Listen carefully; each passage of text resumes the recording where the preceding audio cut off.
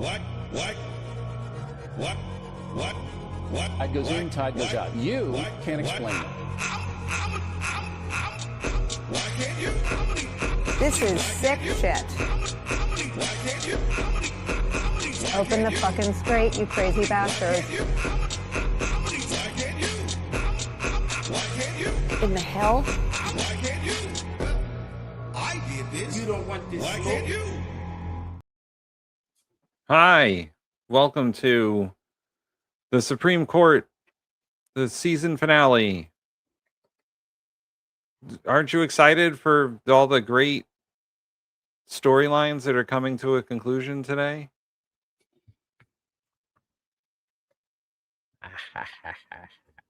Oh, there you go. You're frontlit, kind of. Yo. I said, dang, oh, yo. Yeah, hi. What up? Well, apparently the legal structure of our country is crumbling, so that's happening. The justice system is not fair, you say? Didn't see that one coming. Hi, oh, God. I was going to say, I feel like the Supreme Court gave us one thing and then was like, well, that's all you get. That's all I'm legally obligated to do. But hello and greetings, all of our steamy pals. I hope you are staying hydrated and in the shade and are maybe enjoying some Bin Podcast Network poolside. Get somebody cute to put some lotion on your lower back. We'll call the police and have you arrested. You cry, you're making me cry. Life's hard enough as it is. You don't want to cry anymore. It is a scorcher. Yeah, everywhere. We're in a heat dome. Everyone's in a heat dome. Yep. Because someone decided to drill, baby, drill. I can't remember who it was that kept saying that. Oh no! Can't remember one of these fucking guys. Let me see if this helps. Ooh, I'm under an extreme heat watch. Yeah, me too. We're back, baby. We're back, baby. Yeah. But see, I changed the exposure, but now I'm all glitchy. It is what it is. At least you guys can see me now. It says don't go outside. Yeah, don't. It's not worth it. Whatever you need to do out there, don't. It can wait. Everybody stay in the house. But I got a little special drink for us. We're going ginger beer today. Ooh, ginger beer. Haven't had ginger beer in a while, so I got some at the store. I'm an addict. I need more. I feel like I'm drinking liquor, which I put down a couple of years ago. I feel like it burns enough to be liquor. I was about to say, isn't ginger beer like a mix for like Moscow mules or something like that? Yeah, you can. It definitely is the shining ingredient in the mule, but it's just like ginger ale, but like times 1,000. Right. It's maximum ginger. It's like concentrated ginger ale. It's ginger extract with seltzer water. You know what, Brenna? We don't need that kind of negative attitude. We are trying to show solidarity for our steamy friends across the pond. She's just sipping her cup better than everybody. Strange gaming question in the chat. Thoughts on... I'm not a Tekken player. Yeah, I haven't played Tekken in a while. I'm sorry, we're Street Fighter nerds. Yeah. If you want to ask us about Tifa being added to Street Fighter, then, we have thoughts on that. Can we get Balrog? Can I just get Balrog? Since we're adding everybody from everybody, like there's 7 people from fucking Fist of the Wolves. You know what I mean? Like Final Fight is all over the game. Can we please have Balrog? Or like Vega or something. Dudley. Yeah. Q. Charlie? G. Charlie Nash. Sakura. People want Makoto. People want the Street Fighter 6 touch death. That was her thing. Also, we're missing the greatest Street Fighter character, Dan Hibiki. Almost made me spit out my ginger beer. Dare you. I don't know how this game doesn't have Dan in it yet. It doesn't need it. It's doing great. The best-selling Street Fighter they've ever had. Do not put his annoying ass in the game. Because when a motherfucker melts half your life bar with a fucking bang flag bullshit, like no one wants to play that. Okay. I'm not about to get trolled. Anyway, Mikey, it's Banter the season. over. It's the season finale of America. I mean, the Feels Supreme that way. Court. Well, I got bad news for the Supreme Court. They're gonna be spreading out. Because there's gonna be more of them. Because this is so unsustainable with the dickheads we have currently. Unbelievable. So the roundup of the cases that were decided in the last couple of days. Well, the most important is the Supreme Court upholds birthright citizenship. Yeah. The 14th Amendment stands Yeah. as written. Yeah. I mean, come on, guys. Did you really think you were going to get that one? Yeah. Did you really think you were going to get that one? Everything else is kind of bad news. Well, it's just more of what we kind of already knew was going to be the case. Like, I mean, everyone here should have a pretty low bar at this point. Yeah. It's not Like if you're still running around like, maybe the Republicans will do something. Baby girl, come here. Put your head on my chest. It's okay. Let me pat your head. You're a little delusional right now. Maybe it's the heat. The bad news is the Supreme Court upheld a transgender ban on sports. That'll put food on the table. Yeah. The Supreme Court also struck down one of the last remaining campaign finance restrictions of parties giving directly to candidates. So I'm sure that'll go well. Yay, America. Trump can also fire whoever he wants within the executive branch of government without any sort of problem. Honestly, that's way like I knew the 14th Amendment was fine. It's pretty plain text. Like the good luck. Sorry.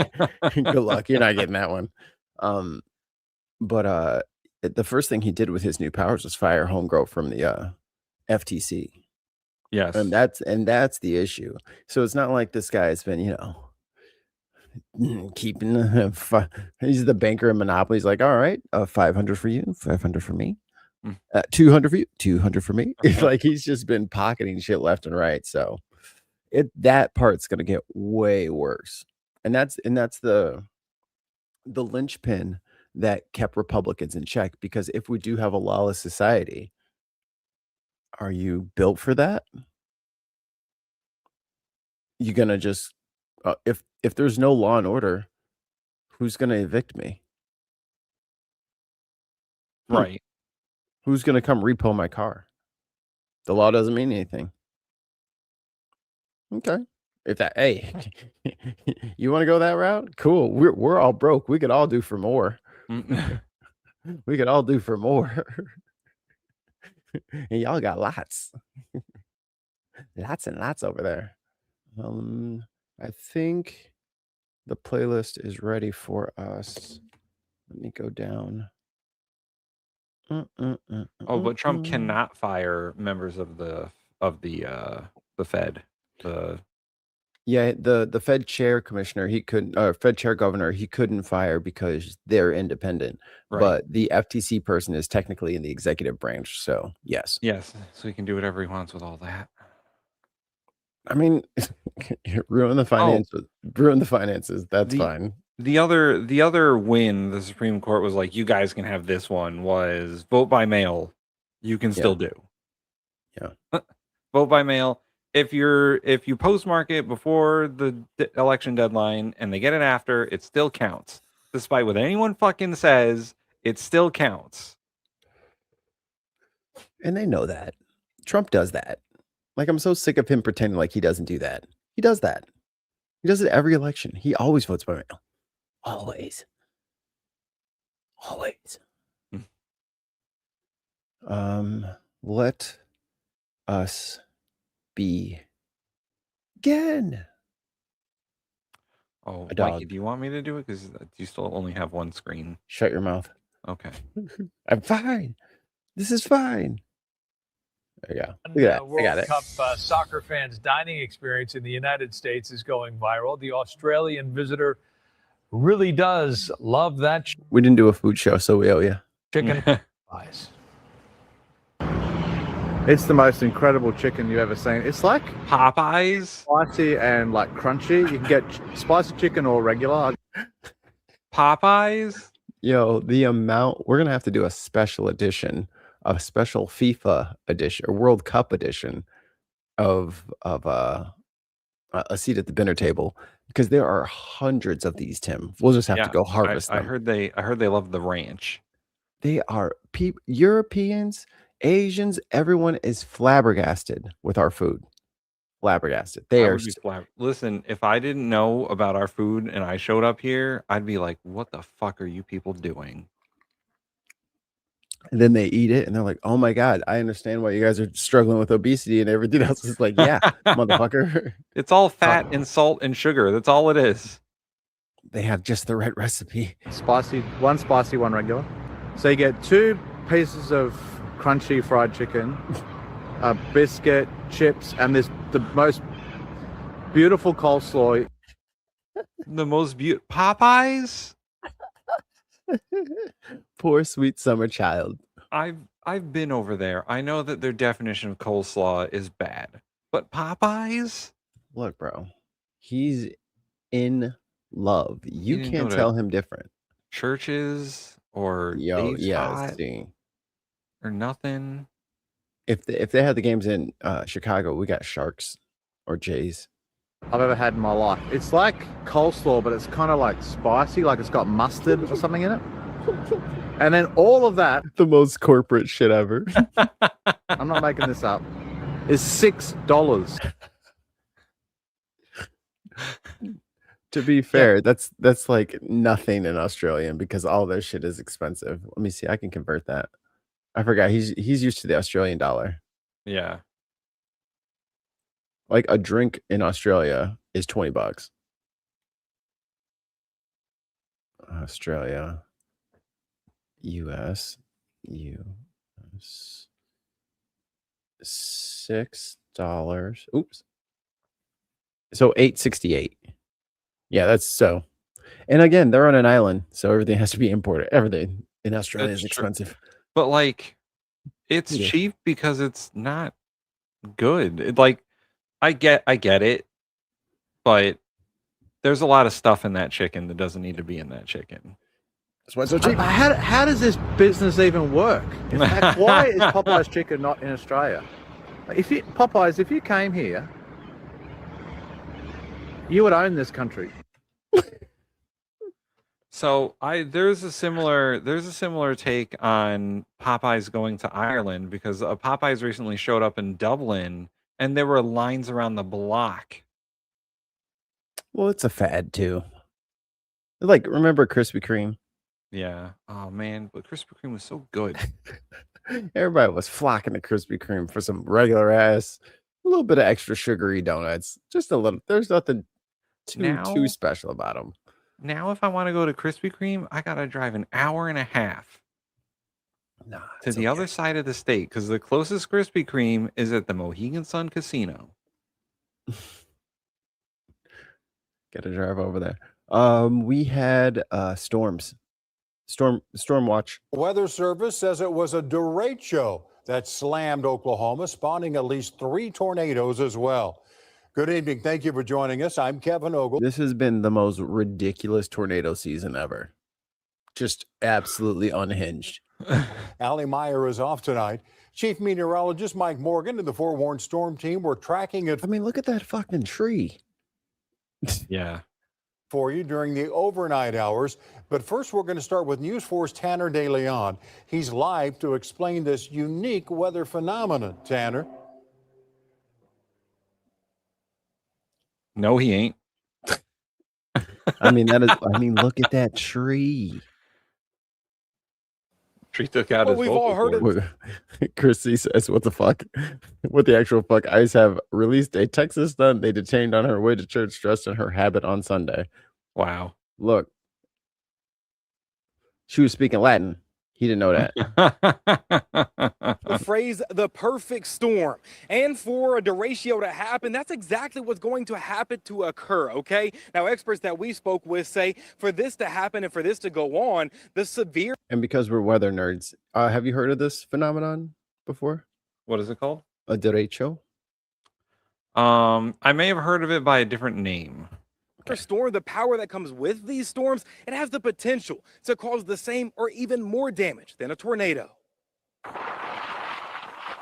A Choctaw police officer's body camera was rolling as he moved a tree limb, snapped by overnight storms that the National Weather Service in Norman now says was a derecho. This may be a new term to some. We don't have a lot of them around here, but it's essentially just a very severe line of thunderstorms. Forewarned Storm Team Chief Meteorologist Mike Morgan. We have those every once in a while. I think they're called like microbursts or shit like that. Like a very severe line of thunder. Huh? He didn't do the definition yet. Oh, okay. It's 250 miles of thunderstorms. Oh yeah, we don't get that. As I was like, microbursts are like that waterfall fucking downpour. Tim, we have precision in Tesco's in the UK and also have several shopping centers. They're bloody beautiful. They're tad on the expensive side. Why are they charging so much? It's just fucking sugar. Delicious, delicious sugar. Their coffee is terrible. Coffee is butt. Their coffee is butt. As weather conditions have to be just right. You're basically combining early summertime heat and thick humidity with a jet stream that looks more like early May. You get those two together, you get an energized complex of Canada, I'm gonna need you to keep your cold air up there right now. Yeah, right now. Keep it there. Please. I don't want it mixing with my hot air, because then that's how you get thunderstorms. We're very steamy right now. Please keep your cold air up there. storms. To be labeled a derecho, a storm must meet certain requirements.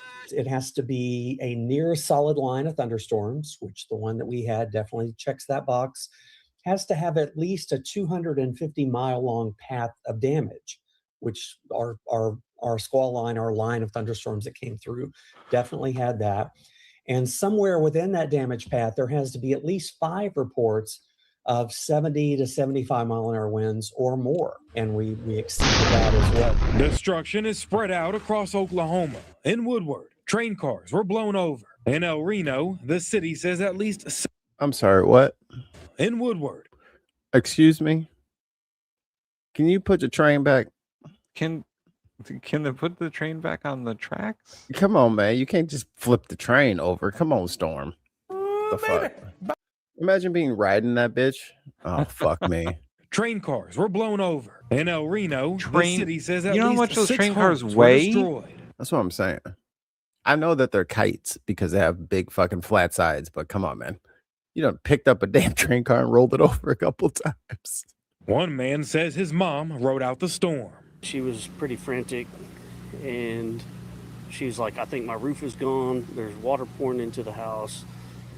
It's a mess. It's a disaster. Took a little bit of damage on the roof. Sheesh. The dude was like, my roof was gone. There was a waterfall in the house. And I just said, well, guess we're going to have to rebuild. A lot of sheetrock fell from the ceiling. Looked like it snowed in the house from the insulation. In Tuttle, a roof was ripped off an apartment complex. Across the rest of the metro, countless power poles and trees snapped. I'd already been up, and I thought, Jeez, look at that tree. That tree didn't snap. It was taken out of the ground. It looks like it got snatched. The tree didn't snap. Fucking Sagat kicked it off its fucking roots.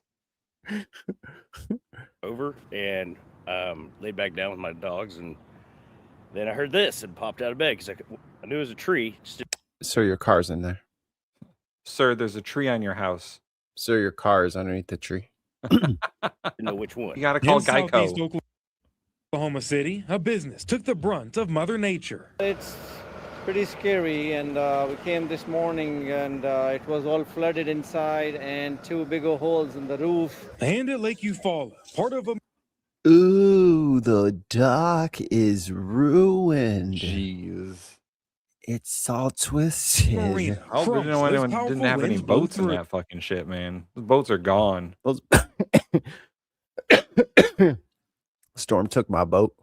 Forecasters say situations like this prove it's not just tornadoes. We need to watch out. A typical empty train container car weighs between 18 and 25 metric tons. And loaded up to 130. Jeebus. And they look like they were just picked up and lightly tossed. And there was multiple of them. Yeah. Cool. In the warnings that we were issuing, we were really emphasizing the potential for damaging winds. So many times we focus so much on tornadoes, but we forget that these types of thunderstorms that we had Monday morning can produce winds stronger than a lot of the tornadoes that we see here in Oklahoma. Just when you thought it was safe to go back in the water. All I right. didn't even know Oklahoma had water. They don't. That was someone else's. That was Colorado's water. So we got a couple of random acts of violence things before we get into the totally crushing parts of it. I just want everybody to there's a theme here.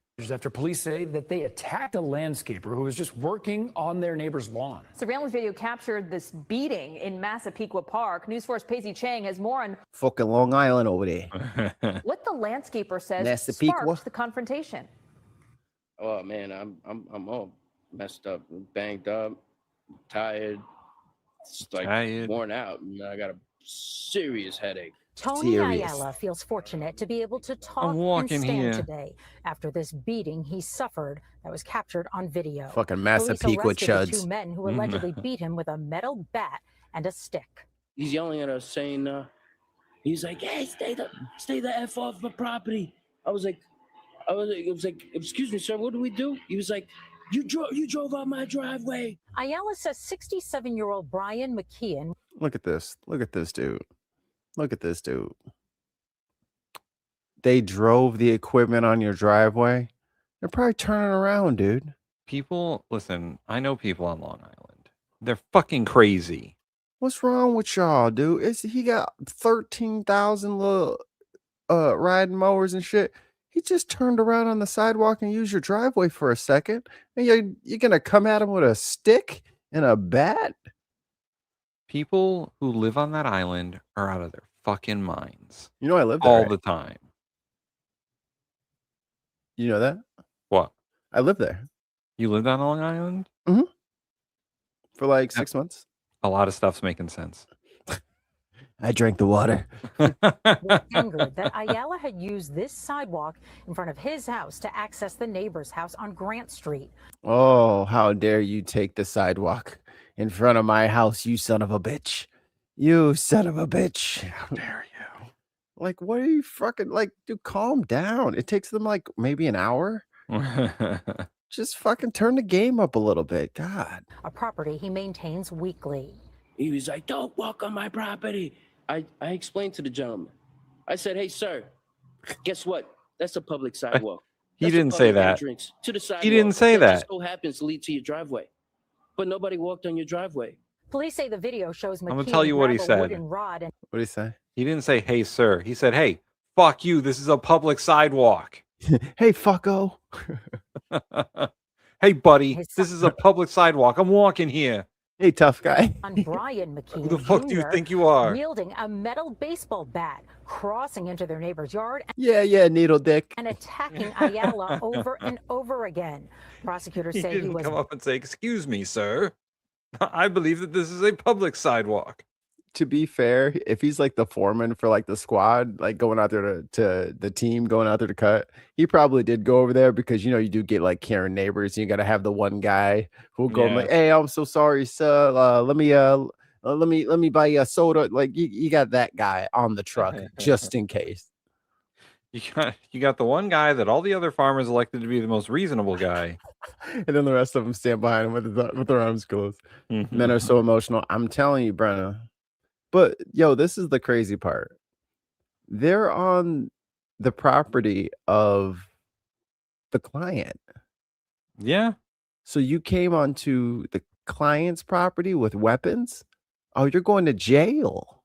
You're going to be in jail now. You should have let it go. Hey, guys, I know it's hot out there. Let it go. Yeah. Just let it go today. Bashed on the head. It's too hot for that Both shit. Father and son pleaded not guilty to assault and criminal possession. How? How are you not guilty? How? On what planet are you not guilty of hitting him with the stick when you literally hit him with the stick? How? How are you not hitting him with the stick in hand on video, 4K? What are you talking about? 60 frames a second. And now the news has put the footage out to everybody. Everybody saw you hit that motherfucker. What you talking about? Dis says, hang on, aren't we the hysterical ones? Apparently, the men decided that women have held on to the emotions for too long. And we're reclaiming our emotions. We're just not good at regulating. I mean, bro said, I'm not guilty. Look at him. I'm not guilty of hitting him with a stick. What the fuck is this? Dude, the other guy has a fucking brick. It's a bat. No, the dude is the dude. Oh, yeah. The landscaper. Like he's defending himself with a brick. David and Goliath, that shit. Let's go. Dude, I'm not catching a paver brick to the face. Couple of Long Island street toughs showing up with bats. They do look like baddies from fucking like Teenage Mutant Ninja Turtles 2, fucking Time Machine, a pizza or whatever it's called. The dude on the right's he's got a backwards baseball cap and he's wearing sweatpants. Like, how much more stereotypical can you get? Running shoes, red beard, Long Island. Hey, buddy, get out of here. On the head. Both father and son pleaded not guilty to assault and criminal possession of a weapon. Their attorney saying, Just said I didn't possess the weapon. I held the weapon, Your Honor. It was already there, Your Honor. It wasn't a weapon at the time. It was a baseball bat. I was holding it and then I tripped and dropped it into his head 5 times. I kept dropping it on him, Your Honor. they acted out of self-defense. You're in the client's yard. They acted in self. Dude, people have wild definitions of self. It's all caught on camera. You can't chase people and be like, I'm defending myself. Get back here. I'm defending myself. Get back here. I'm defending myself. Get over here so I can defend myself right now. Chasing them down. Shots fired. Shots fired. Look at what dirty cops. Oh, maybe they're cops. Was an ongoing dispute that the McKeons tried repeatedly to de-escalate. What? Nunchucks, brass knuckles, and then they went to, and then they upped it up. You know, they step up the game. And unfortunately, this complainant had a different thought in mind. Does Long Island have stand your ground laws? Long Island's part of New York. No. So, no. I think you have a duty to retreat. Yeah, and New York's not a stand your ground state. Because they're sensible. In most states, you have a duty to retreat. Like, even if someone's coming after me, I still have to reasonably get out of harm's way before I do what I gotta do. Is Long Island even that long? If you're driving through it, yes. It's long enough that the water at the coastline of Connecticut is mostly the Long Island Sound. Like, that's how long it is. It's not the ocean. It's the Long Island Sound. Get on that LI Express. You'll feel like it's a Long Island. You're sitting there for 1,000. Fucking travesty. Just sit there for 1,000 years. Waiting to become fossils. It's like, what pose do I want to die in? T-Rex or strongman? I don't know. Yeah, the Long Island Express is where you test how far your car will actually go on gas. And it's just so many crazy exits, and they're on the left, they're on the right, they're on the left. Oh my God. It's such a terrible place. I hated living on Long Island. This will all play out in court. Shout out to Long Island. It breaks my heart about what happened to him on the front lawn of my driveway. There was just no reason for it. But Thomas Kuchera, who owns the home and has no Yeah, they're like, there's no way Tom's gonna give up that footage. Tom's Ayala for years, says there was no long-term dispute between Ayala and his neighbors. They came onto my property with weapons to go after the man. So right there, there's no way of justifying that. There's no way of saying this was reasonable. I had to chase him into the guy's fucking own house, Your Honor. He drove on my sidewalk. It was self-defense. My sidewalk was getting crushed. Ayala also has no idea what set them off, but is focused Oh, his head's wrapped. I was like, what is he wearing a hood for? We can't see nothing. Oh. on recovering so he can go back to work. I don't know what their end game was. You know what I'm saying? Like, how much hate do you really have in your heart?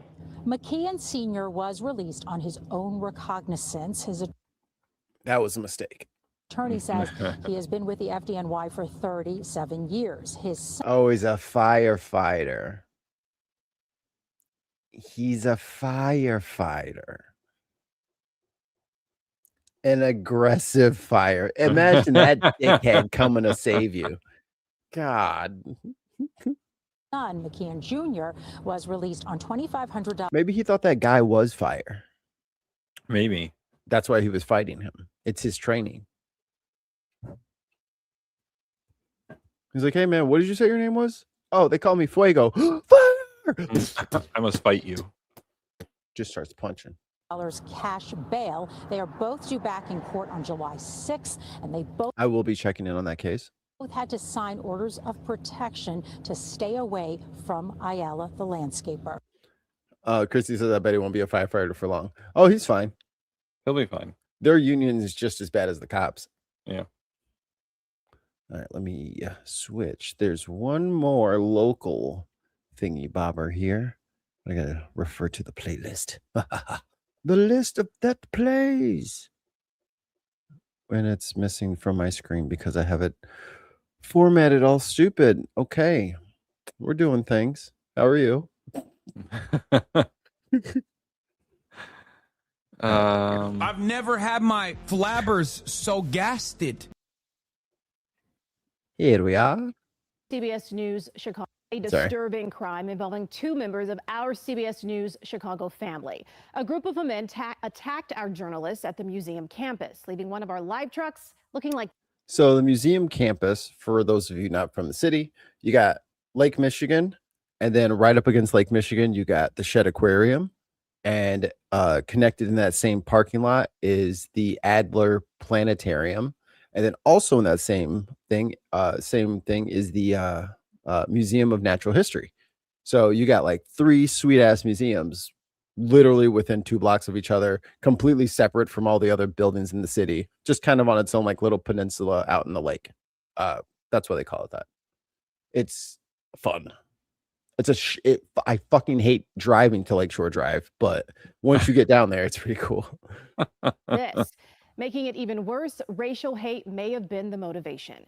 Our Jermont Terry joins me now to break down this very scary situation, Jermont. Eric, I want to begin by letting everyone know that our employees are safe. While they are not physically hurt, what they endured while simply gathering news will impact them for quite some time. It was just before our afternoon 4:30 newscast. A photojournalist and a reporter were preparing for a live shot on the busy museum campus when men in the tow truck targeted them, leaving everyone frightened. If you can see over his shoulder, you can kind of see it's so pretty down there. It looks like a storybook. Like it looks made up. It doesn't even look a simulation. Frightened and caught off guard. Chicago police tape off the lakefront outside the Adler Planetarium. I park over there. Called after 2 CBS Chicago employees were targeted on the job. I mean, look at that.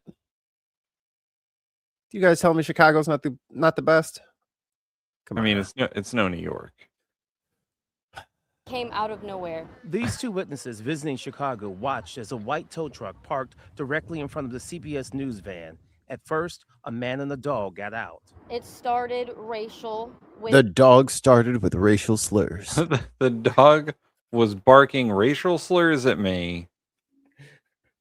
They weren't even the right ones. I'm not even Asian. The cameraman, because he was an African-American male. The CBS employees and the witnesses say the white or Hispanic men then moved aggressively toward the cameraman, and racial slurs Wait, never he's stopped. white or Hispanic? I don't want to put your business out there, Tim. No. I'm saying they're like, we don't know. It's Chicago. Everybody looks the fucking same, dude. Everyone's got like, a couple extra pounds, goatee, same fucking haircut. I mean, hoodie. I guess here's the problem, right? Bulls, Cubs, or Sox cap. People only know that I'm Hispanic after I tell them. Most of the time when I say I'm Puerto Rican, they're like, no, you're not. How they gonna tell you no? They're like, no. Because I don't have any, I don't present as Puerto Rican, like at all. But your accent is so strong. I know. My Connecticut accent. No, your Puerto Rican accent. It shines through. How could they not hear it? You guys don't hear it? I hear it. Well, I like how there's two ladies for this story that were eyewitnesses. Only one gets to talk. That's how you describe it. Absolutely. Remember, the one man had an unleashed dog in the busy public park. He walked up and literally was commanding the dog. The CBS employees and CPD say the man commanded that dog to attack. I think he was trying to, again, intimidate him to make him Two scared sentences. by having the dog approach first. And when the CBS employee defended himself from the dog, witnesses say that's when the other two men in the tow truck jumped out. And they were saying, leave The tow dog truck jumped alone. out? And I just feel like Chunk, chunk, chunk, chunk.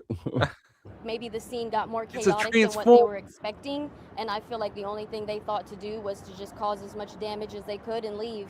They knocked over the CBS news camera, damaging it, then went for the news van. And they grabbed a cone and just started smashing I wonder if these guys are gonna snitch if I break their stuff. Looks on the side of the van. CBS. Oh shit. the van window. After breaking the windshield, the tow truck took off. At least they had a quick getaway vehicle.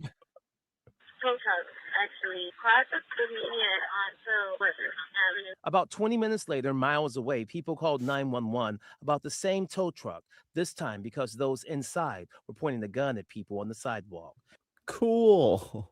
That sounds reasonable. Cool. You know, this wouldn't have happened if Mamdani was mayor of Chicago. I'm just saying. 42nd and Western. I'm gonna let that slide. By the time officers caught up with the truck, the driver sped off.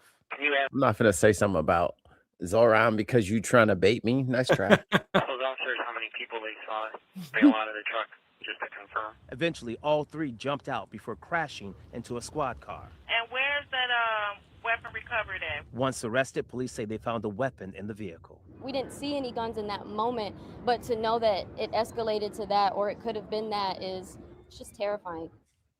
Yeah, you know, the black fatigue. You know what I mean? Like, I'm just so sick of black people always complaining that they're just minding their own fucking business.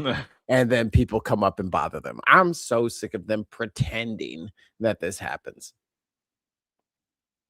How dare they? No, witnesses insist this was racially motivated and the intent was to intimidate our black colleague. That weapon, the rifle found in the tow truck, was never displayed to either one of the CBS employees. But tonight, Erica, charges are pending against those three men Chicago police arrested. It is just. And when they do the follow-up, you know their faces are going to be up on the front, on the big screen. I'm putting their own blast. So we don't know why, except for some sort of racist shit. I mean, I don't know what he could be doing to bother anybody. If you're in a tow truck and they're in the grass setting up a camera shot so they can, like, you know, make sure you come down this weekend for the annual telescope cloth giveaway or something. You know, they have something stupid down there, so they send the news crew down there to like do like a on the scene reporting. They're just setting up the fucking camera. The annual lens cleaner. Yeah. Donation. Come on down and get your pocket protectors, fucking nerds. Yeah. Fucking, Come on down and get your planetarium pen. It writes upside down. It's a gravity pen. Woo. Nothing says space like gravity. So we're giving out 2 big pens for all children. Just drive 2.5 hours in traffic on down here. $40 to park. The entrance to the planetarium is also $26, but we will give you the 2 pens. We took the foster kid to Mystic, Connecticut, and they have a little planetarium down there, down by they have an aquarium and a planetarium and a seaport, like a historic seaport. And we go to the planetarium, which is inside the seaport. So we already had to pay to get into the Seaport Museum.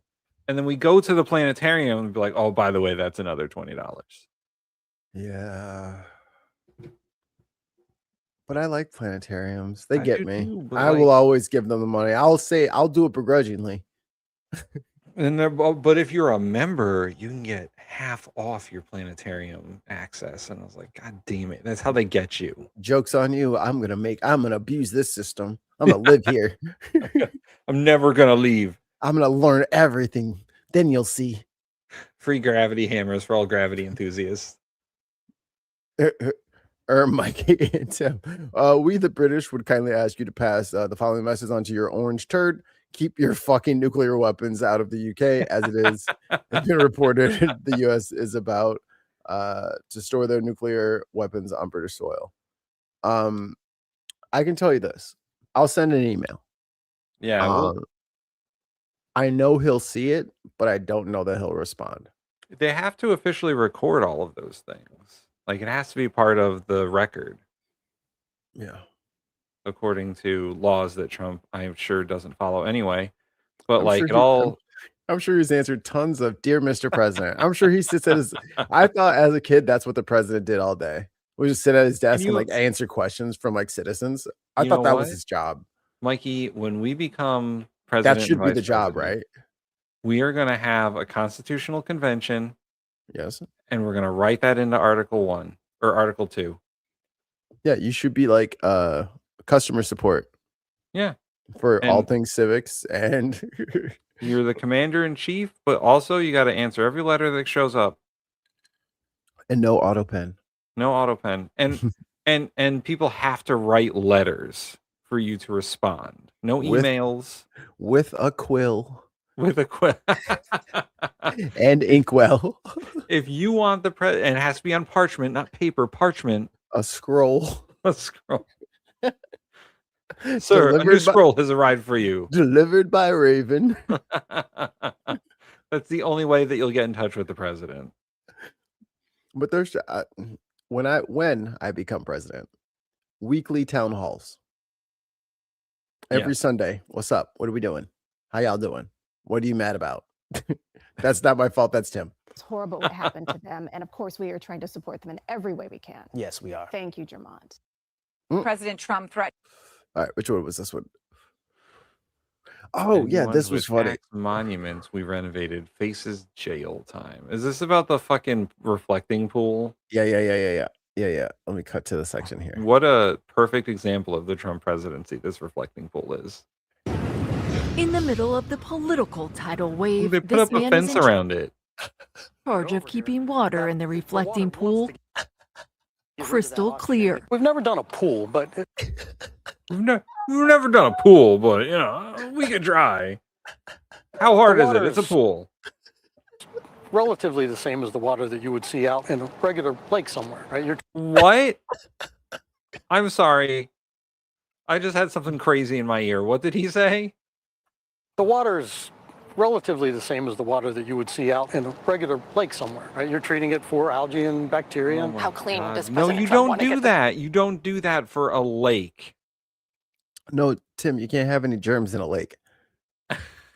You don't do that for sterile. You just sterilize the lake. There's a huge fucking man-made lake not too far from my house. It's gigantic. It covers it expands like 4 or 5 different towns. There's no way they're putting that much chlorine in that lake to get rid of the algae. Oh, they're gonna have to order more. I don't know the paint's going to start coming up. answer to that question yet, but since it was really blue last week, I think he liked that. In his first TV interview, Chaz Antonone, the CEO. Oh my God. Let me tell you something. They really think that this guy is gonna he'll sell it. He sold me. He'll sell it to the American people. Let me tell you something about CEOs of companies. They don't know a shit. They don't know anything about their company. No. They don't know. Are you asking the fucking CEO about biochemistry? Because he doesn't fucking know. You said that a little too early. Of Green Water Services defended its patented ozone nanobubbler, a new patented ozone bubbler. Those are all buzzwords that don't mean anything. Oh yeah? technology that's costing $1.7 million and that the Trump administration is building as the state-of-the-art fix for the algae-ridden pool. Ozone is 3,000 times faster and 50 times more powerful than chlorine. And it That is some salesman speak. able to stay in the water. Where's the Flex Seal guy? Find the toxins that it needs. That's why we're able to treat it from both ends and treat. Find the toxins it needs, and then that's why, like, just didn't even finish the thought. Just kept on going. The whole pool. But the project has been plagued with other problems too, from the new blue bottom peeling up to Trump blaming without evidence left-wing vandals. The reflecting pool is so beautiful, they tried to destroy it. Prompting Trump to announce they'll need to drain the Danger explosives. For what? Coming to you on the July 4th. Are they going to blow up the reflecting pool for the 4th of July? I feel like that's Trump's final straw. Algae, you have until July 4th. And then we're going to nuke you. Bombing. We're going to drop B-2 bombers with chlorine bombs right on that pool if they don't sign the deal. If they don't sign the no algae proliferation deal, they will be bombed. First, we're going to bomb their infrastructure, their nano bubblers. And then we're going for their sealant. I hope no birds die in the crossfire. Nano bubble technology, I'm looking this up right now, is the same technology they use in water treatment plants. Yes. And car washes. Yes. And to clean agricultural ingredients without using chemicals. Yes. But the shit's expensive. It's worse than you think. Real quick, Tim, get some buttons ready for me. Okay. Because we just got 10 gifted. I did this. Why can't you? Let me get that air horn. Alistair. I can't. The baby's asleep. I can't yell. If you guys haven't noticed. Millie Allen. I literally have no idea what the hell he's talking about. Suzanne Casey. Guys, that shit just pisses me off, man. Okay. Olivia. Broke my ass. The Cheese Factor. I love Tesla. Sphereland 72. We got rubber. Go! Freeze, sir! Freeze! Forgot about that one. Kenneth Cadwell. I'm full, but I can't pass up this great opportunity. Well, how much? Ensign Garcia. Willie Dapper. Tell me about it. So, everyone's favorite atheist waifu, Alma. Hi, Alma. These were the free speech advocates. Hillbilly in the Asia. Open Hey, the what's up? fucking straight, you crazy bastards. I don't think he can do that, Tim. Alistair, thank you very much. Thank you very much, Viper Scott. Trump boys are revved up. Greg says Trump boys chucking dynamite. They better not. Don't do that. But yeah, your bubbler situation, it gets worse. Pool again. We'll fix it right after the 4th of July. Meanwhile, the small Ohio company has been thrust into the national spotlight for their role. What's your understanding of why the original bloom happened? How? What do you think he said? Well, you see, Mikey, what happens when you don't treat the water and, you know, a biome develops. Algae is one of the first things that develops in the biome because of the heat and the moisture and the bacteria in the water.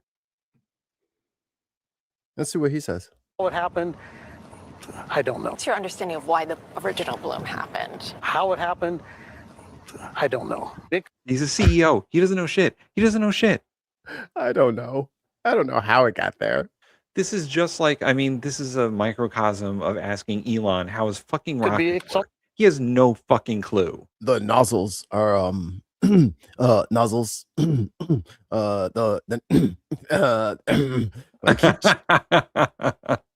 doesn't know. Oh, $2 from the Dark Lord Greg. Tom Keene is back after 4 months. Depression he was suffering for 4 months. Then he doesn't need to be a member of the House of Representatives, does he? Tim, he was so depressed that he was still stock trading even though he wasn't working, and it just was breaking him up inside. Take the same goddamn pills they give everyone else with depression and get the fuck over it like they tell the rest of us. But Tim, he had to make millions of dollars while sitting at home stock trading. If I didn't do my job for 4 months and then showed up and be like, oh, by the way, I had depression, so I couldn't work, I would have been fired. Yeah. I mean, except from here. Except from here. Because we're nice We're a people. family here. But if either of my other jobs, besides the ones that I am self-employed in, I might fire myself. But if I showed up to the fast food restaurant I work at and was like, oh, by the way, guys, the 4 months that I didn't call or write or say anything, I had depression. Answer the phone. Yeah, right. I had depression, so I'll have that job back, please. They'd be like, oh, no, we fired you 3.5 months ago, and you've been replaced. He won his primary. I know. He won his primary. He didn't fucking do anything. They're so stupid. We should launch some sort of campaign against him. Like, I feel like he support the. See who he's running against. I'll let this play. All right. What was his name? Tom Keene Jr. What could have come from the pipes? Could somebody have dumped some stuff in there? Anything's possible in the middle of the night. In April, the It's just algae, though. company was given a no-bid contract from the Trump administration, No bid contract. bypassing a competitive bidding process. The company's co-owner Tim, Oh, yes, I've seen this man. He's this a is fucking... this is where it connects. is J.J. Cafaro, passing a competitive bidding process. The company's co-owner is J.J. Cafaro. He looks like a mobster from like a 1940s crime movie. The fact that he's the co-owner and they put the other guy up there because they don't want to see Trump's best buddy who looks like the fucking mobster penguin is just fucking...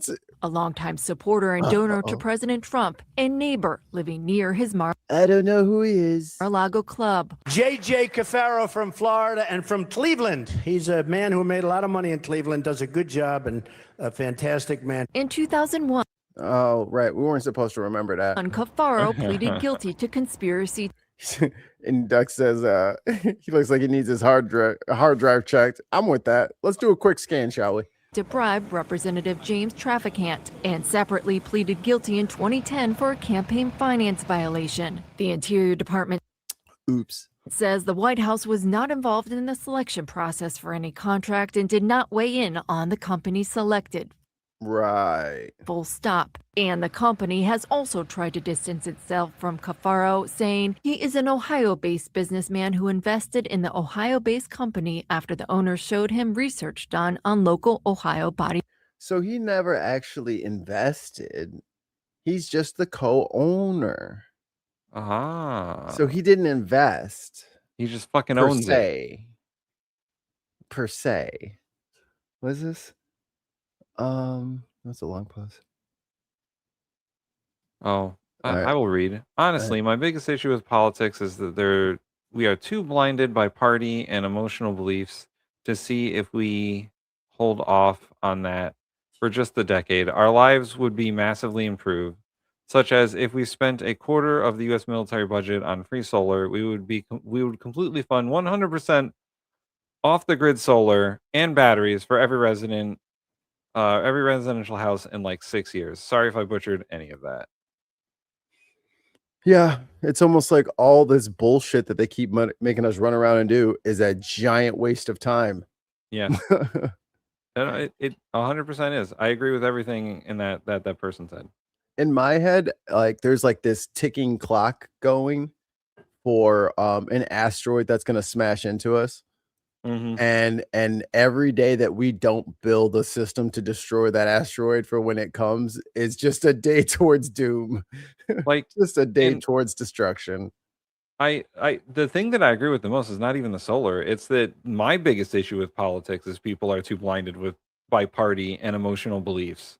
Yeah. Like that's 100% of like if you talk to anyone, their first response about politics is going to be emotional. If they don't understand what's going on. Yep. Their first response is going to be emotional. You're challenging my beliefs and what I think. How dare you? Well, they figured out a long time ago after 9/11 that fear works. Fear moves people's feet, and fear makes them circle in that bubble. Here's a good example of it, actually. So in my class, at the end of the class, the students got to do reviews. And one student thought that I was presenting too much liberal ideas in my sociology class. When every time I presented a political argument, I always presented both sides. And I tried my hardest not to take sides on most things.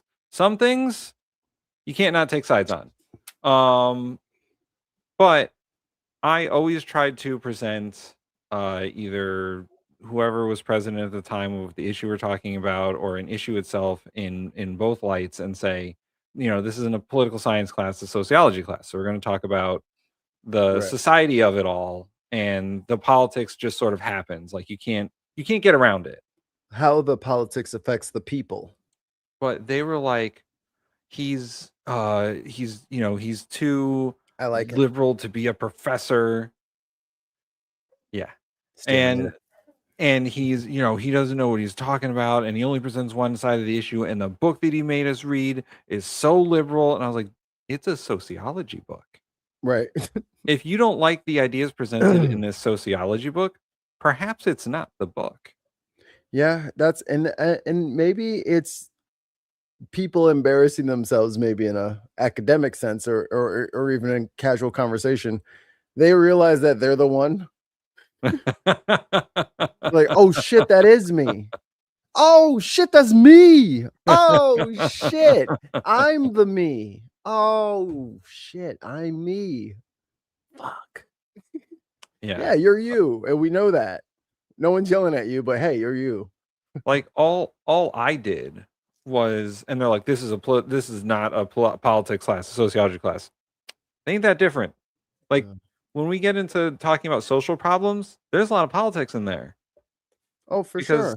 That's how social problems are confronted with politics. You have to talk about it because the steps for this class were talk about society, talk about the institutions of society, and then talk about the problems of society. Right.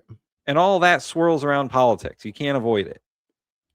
Well, I mean, as much as people want to push this strange vision of the future where like the oligarchs will just happily convince everybody to make them super oligarchs or something like that. Like, but it just betrays this sense of or this lack of respect and effort towards history. Bro, read 2 history books and you tell me whether taking people's civic services away is a good idea. Right. It only, communism never works. You know what else doesn't work? Raising the motherfucking rent too high. That shit don't work. Fucking terrorists bitch. That shit don't work either. People don't like that shit either. People have revolted for less. Like, I'm pretty sure that this student didn't like the idea that racism was a thing, or that sexism was a thing, and I had to teach about it. Yeah, that's kind of, history doesn't give a fuck about your feelings. It already happened. You got to deal with that. It literally happened before you could do anything about it. Facts don't care about your feelings. Oh boy. Where's the play button? Where's the play button? Water. A spokesperson for the company said he has no involvement in the day-to-day operations. Earlier this month, Cafaro defended his company's technology, saying he believes the public scrutiny over the reflecting pool is from people who don't seem to like Trump. And there's been some speculation that the Trump administration possibly added to the problems down here at the reflecting pool. There had been 4 temporary ozone nanobubbler machines that were seen in the reflecting pool behind me, but those were instructed by the National Park Service to be taken out for a 24-hour period in mid-June. And oh, I'm sorry. Can you say that one more time, ma'am? I'm just rewinding 10 seconds. I just wanted you guys to hear that. This is from the parks, Parks and Rec, the people who are in charge of, sweeping up all the gum and scraping the pigeon shit off of George Washington's nose. Those people. Run it back, young lady. Machines that were seen in the reflecting pool behind me, but those were instructed by the National Park Service to be taken out for a 24-hour period in mid-June. And that was the same time that the president had hosted a big UFC photo op down here on the National Mall. Oh, so you wanted to take them out for the picture and then you didn't put them back and the algae came. And then the other guy had no idea how the algae got there. Are we kidding? Are we kidding? I don't know how it happened. The guy says, I have micro ozone bubblers. This will solve the problem. He also says, I have no idea how it got there. She says the Park Service says, hey, they told us to get rid of them because they had to take a photo op, so we pulled them out, and then the thing went crazy. Oh, well, like, wait. Come on, guys. They did it on purpose. Yeah, what a ridiculous distraction. Absolutely right, Tiz. I literally have no idea what the hell he's talking about. He's making problems that he can solve because he sucks at everything. You sabotage the fucking reflecting pool just so that you could clean it? Watch it? I did not. Yeah, I will see it on the news. What kind of fucking loser wrecks the pool so he can fix it and then sucks at fixing it? What a loser. That's like when he called in to report about himself. Fucking John Barron. Oh yeah. This is a real John Barron fiasco, if you ask me. What the? Anyway, we don't have to watch the rest of this thing. I just thought it was I got ultimate. So I got the lady who's running against what's his name. God damn it. Good. Am I off screen? Good. Yeah. Rebecca Bennett is her name. She's running as a Democrat in the New Jersey 7th district. NJ7. She's a goddamn helicopter pilot. That is very cool. I wish I could do that. She has an MBA from Pennsylvania's Wharton School of Business. Hey, you know who else went there?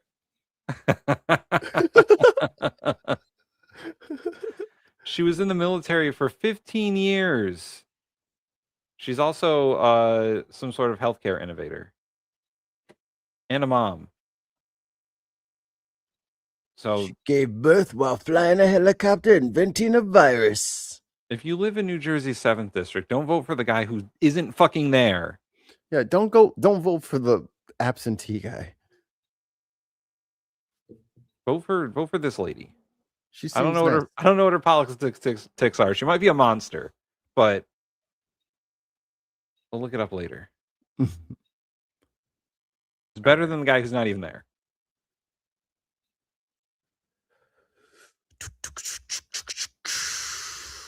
Oh yeah. The state fair. The Great American Fair. We have an update. Oh yes, I've seen some of these. This is hilarious. American I love State Fair visitors. I love how much fail is going on at this place. Now, keep in mind, we're the traitors to the country because we want people to go to the doctor when they're sick and to not lose their whole house for it. We're the monsters. We're the On traitors. Friday, were surprised when they walked into the North Carolina pavilion and saw that there was an image of a Confederate flag. Oh. You know what's really funny about that? That has never been the flag of the Confederacy. Nope. That is the battle flag from Mississippi, and it is only used as it didn't come out till the 50s when the Klan was using it to jeer black people in the South. That's not even the Confederate flag. It's the racist version of it. It's the new race. It's Coke 2. It's Coke 02. More racist. Zero sugar. Projected on multiple screens. A spokesperson for the And then they just sit there looking. They just be sitting there with them right around their heads, and they'd be like, "What? I'm not associated with that." companies that are running this booth said that it was an unapproved image and that it was immediately taken down. This video, posted by Ruben Jones at Spectrum News, shows TV monitors with the Confederate flag side by side with a portion of the current North Carolina. And they put that in Washington, D.C. Mm-hmm. So who's the traitors? Who's the ones that want the destruction of America? The Muslim socialists or these motherfuckers? Literal enemies of the country. It's like North Carolina. If you wanted to like sneak that shit in, South Carolina was flying the Confederate flag forever, weren't they? Yeah, at their capital. Right. Wouldn't South Carolina make more sense than North Carolina? Well, they're the NASCAR people, so they got to make sure they represent. It doesn't make any sense. Flag. North Carolina's governor, Josh Stein, called for the display to be removed and issued a statement condemning it. North Carolina's state government chose not to participate in the fair, citing financial issues as others. Wow. Wow. You know what? Guys, call me. Call me. I've run a fair before. I've owned and run a fair before. Call me. We'll get this done. We'll get some butts in the seats. It's not going to be any of the bullshit you're doing here. The South will rise again. It's not going to be any of the bullshit you're doing here. You want people to come to DC? Get dudes on horseback jousting each other. The South still broke. States pulled out over concerns of partisanship at the event. 3 weeks from today will Okay. be the So I got a doozy for you. This is a twofer.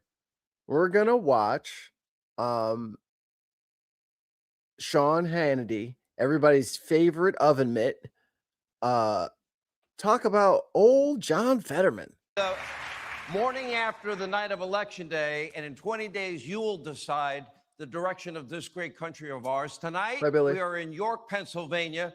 Hello, York. How are you? Wow. Yeah. We will Get be to it. joined Get to by it. Pennsylvania, Doug Mastriano. Shut up. Hey, remember this? Remember this time period? Neck and neck.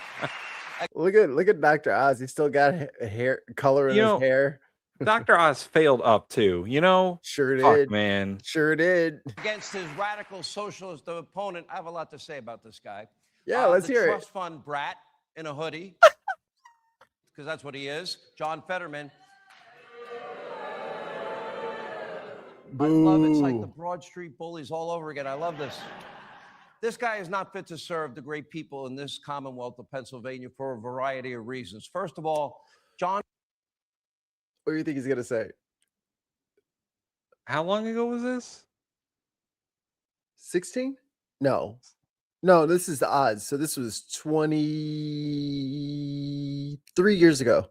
So 2023. Okay. I think I remember the attack lines here. He's just he's a liberal and a socialist, and Okay. he's gonna turn the country commie. Like it's Fox News stuff. I'm not gonna lie. I haven't watched this. I only brought it up for smearing the shit purposes. John Fetterman has never had a real job in his life. He's a giant fraud. Every day, take a look at him. He dresses up like he's an industrious I was gonna say unprofessional. blue-collar worker, but for him, it is a costume. He's playing. It's make-believe. Every day is Halloween for John Fetterman. He is a trust fund brat, never had a job most of his life. He never worked. Instead, Damn, dude, you said not worked like 8 different ways. Man. We get it. he lived off his very wealthy mommy and daddy, and they continue to Mommy and daddy. Mommy and daddy. He brought your mommy and your daddy. fund his lifestyle till he was almost 50, including his first job, a part-time gig as the mayor of a small town in Pennsylvania called Braddock.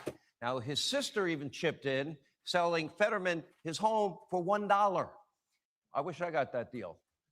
Anyway, so Fetterman was an abject failure by every measure. And during his time in office, violent crime in that small town went up dramatically. The town's population went down 21. Dude, you know what this is right now, Tim? We're gonna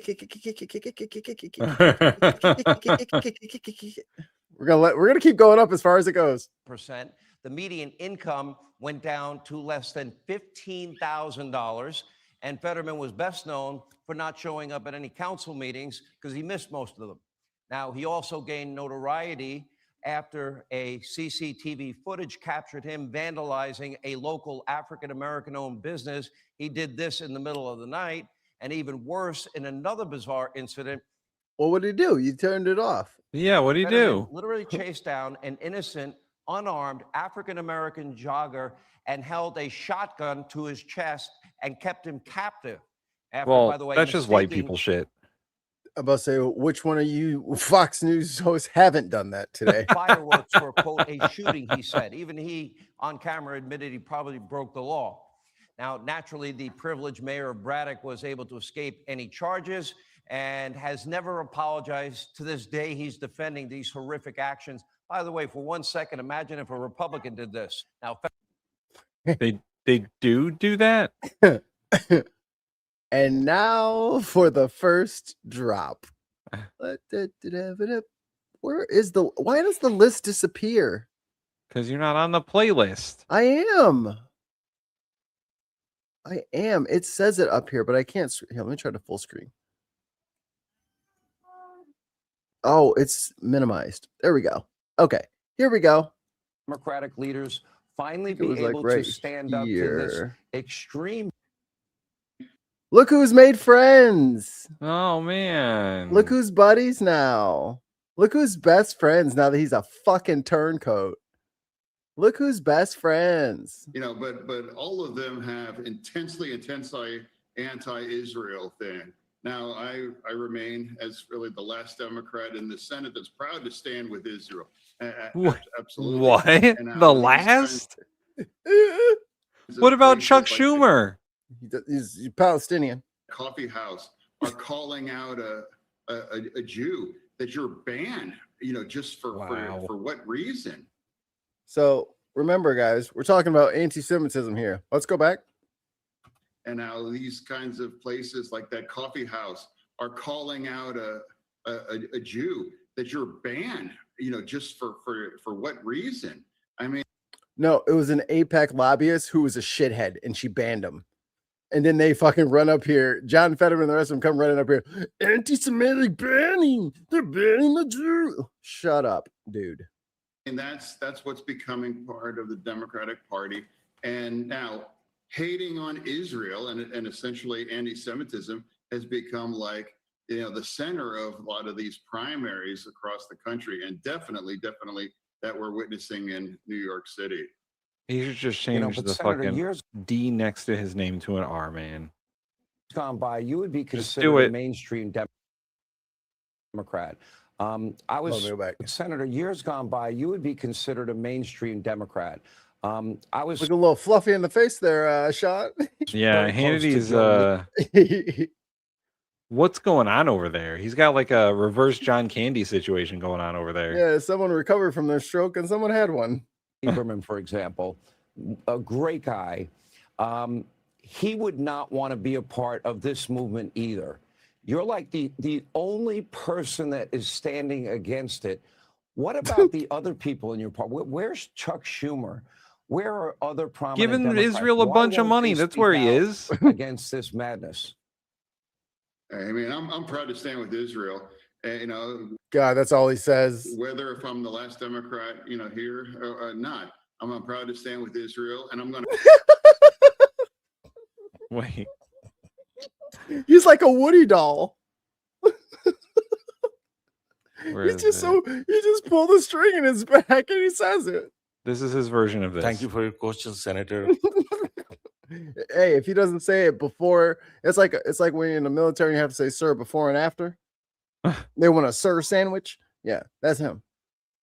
Call out what I'm witnessing all across the country and all of these races, and you have these kinds of candidates that are actively trying to cram as much anti-Israel and essentially anti-Semitism.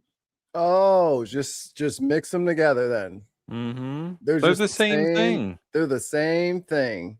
Into their platform, and now these are the kinds of people that are winning right now. Now, whether it's a Nazi tattoo or if it's actually someone like a I mean, Chevalier, Graham Plattner does open himself up for that kind of shit. So, you know. I think he's ready to talk to Fetterman one-on-one whenever Fetterman's ready. to the pro-Hamas rally on 10/8 after 10/7 and celebrating the 10/7 massacre. Look at these kinds of people and the circles that they're in. Look at the kinds of things that Mandami's wife had liked on. Mandami. Whoa. Come on, Mandami. guy. It's pronounced Mamdani. He's the world's greatest mayor. They're hating. And the circles that they're in. Yeah, when he was mayor, he only put a shotgun to a black kid's chest. Yeah, right. That's once again typical white people stuff. Mom Donnie never shotgunned a kid. Look at the kinds of things that Mandami's wife had liked on social media. You know, the kinds of music that she listens to. Listen, These we all have views posts on social media that we accidentally like. I don't care if she did like it. It's her she's the mayor's wife. Who fucking cares, dude? Right. Homegirl fucking flew up the 10/6 or the January 6er flag. And her husband's on the Supreme Court. Oh yeah. Miss Samuel Alito, right? Yeah. But no one gave a shit. Oh, that's not him. That's his wife. His Well, that's wife not did him. that. That's his wife. They So had a fuck dispute off. with their neighbor. All right. Yeah, I always, when I have a dispute with my neighbor, fly like the North Korean flag. That'll get him. That'll get You know, just intensely anti-Israel and intensely anti-Jewish. They're pro-American, dumbass. We don't live in Israel. Stupid fuck. Now, well, let me ask you this, because assuming they keep winning, let's say Mamdani has a big night tonight in terms of the people that he supports. This is before they won. What does that say for the future of people like you? Because I kind of look at you now on an island by yourself. What is? Remember all the words he said about him before. Now I had to pick. Fetterman's been on Hannity a dozen times this month. Like, that's his homie. They call each other every fucking other day. Hey, bro, you want to be on the show? Yeah, man, I'm ready. I've been waiting in my office waiting.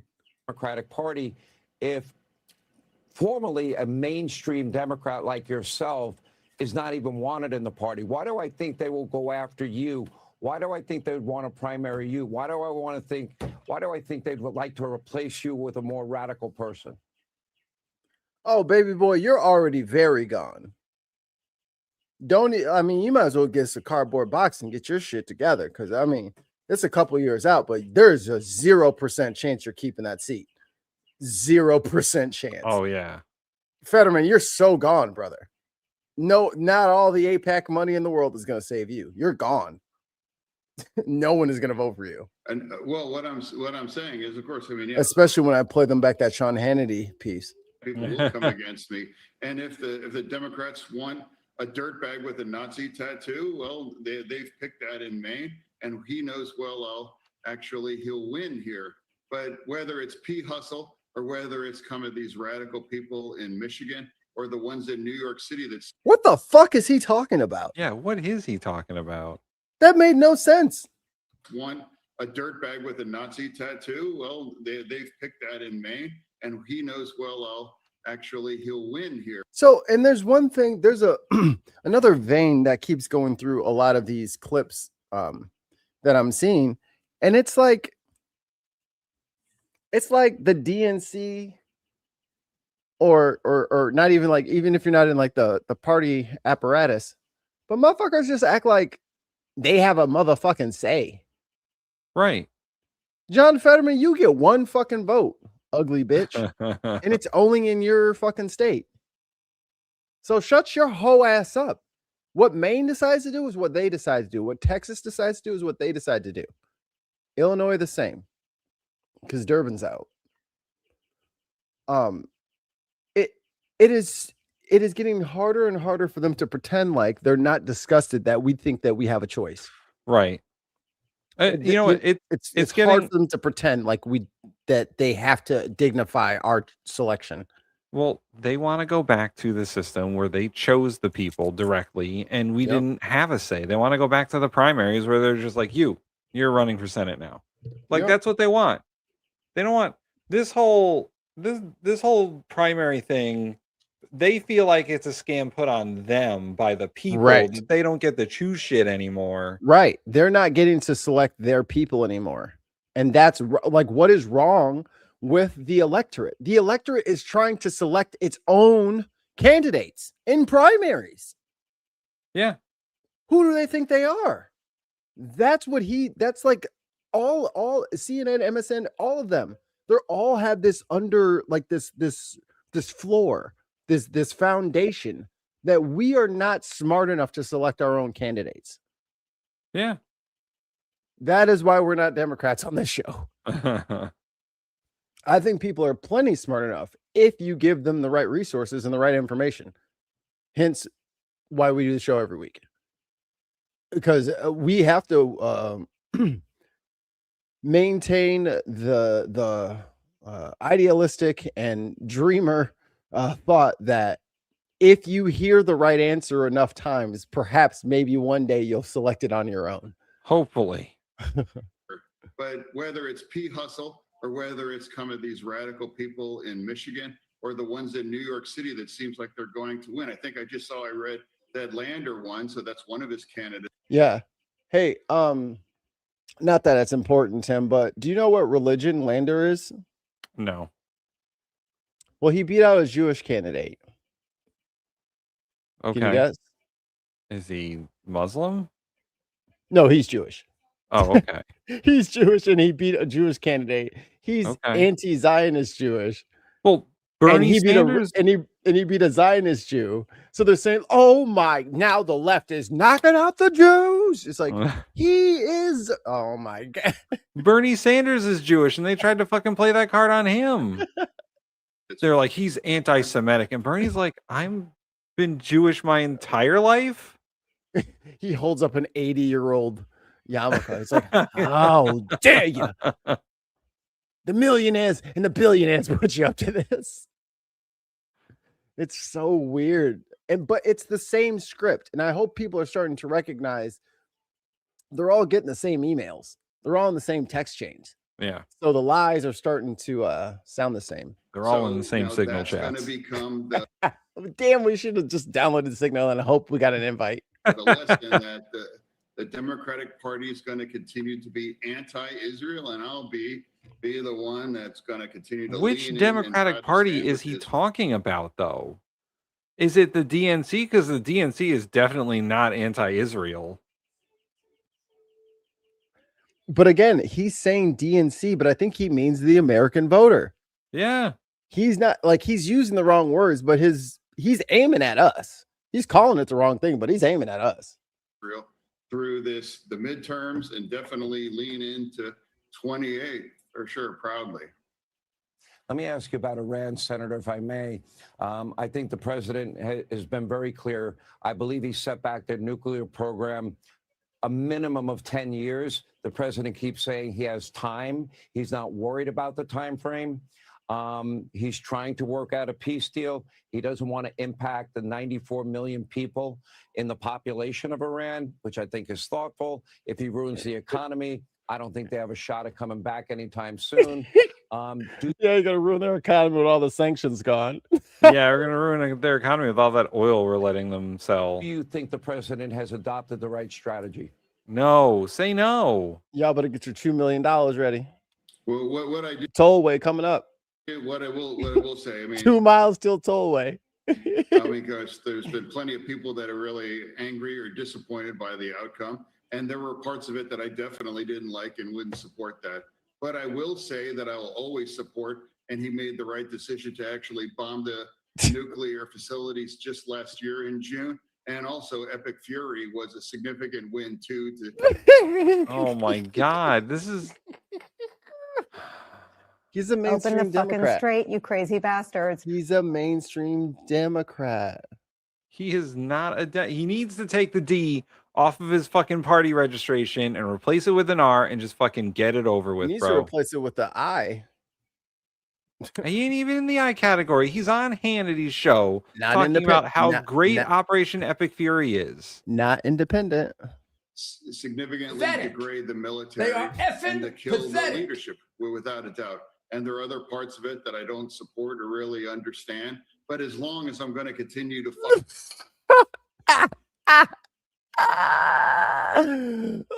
Dude, he's so stupid.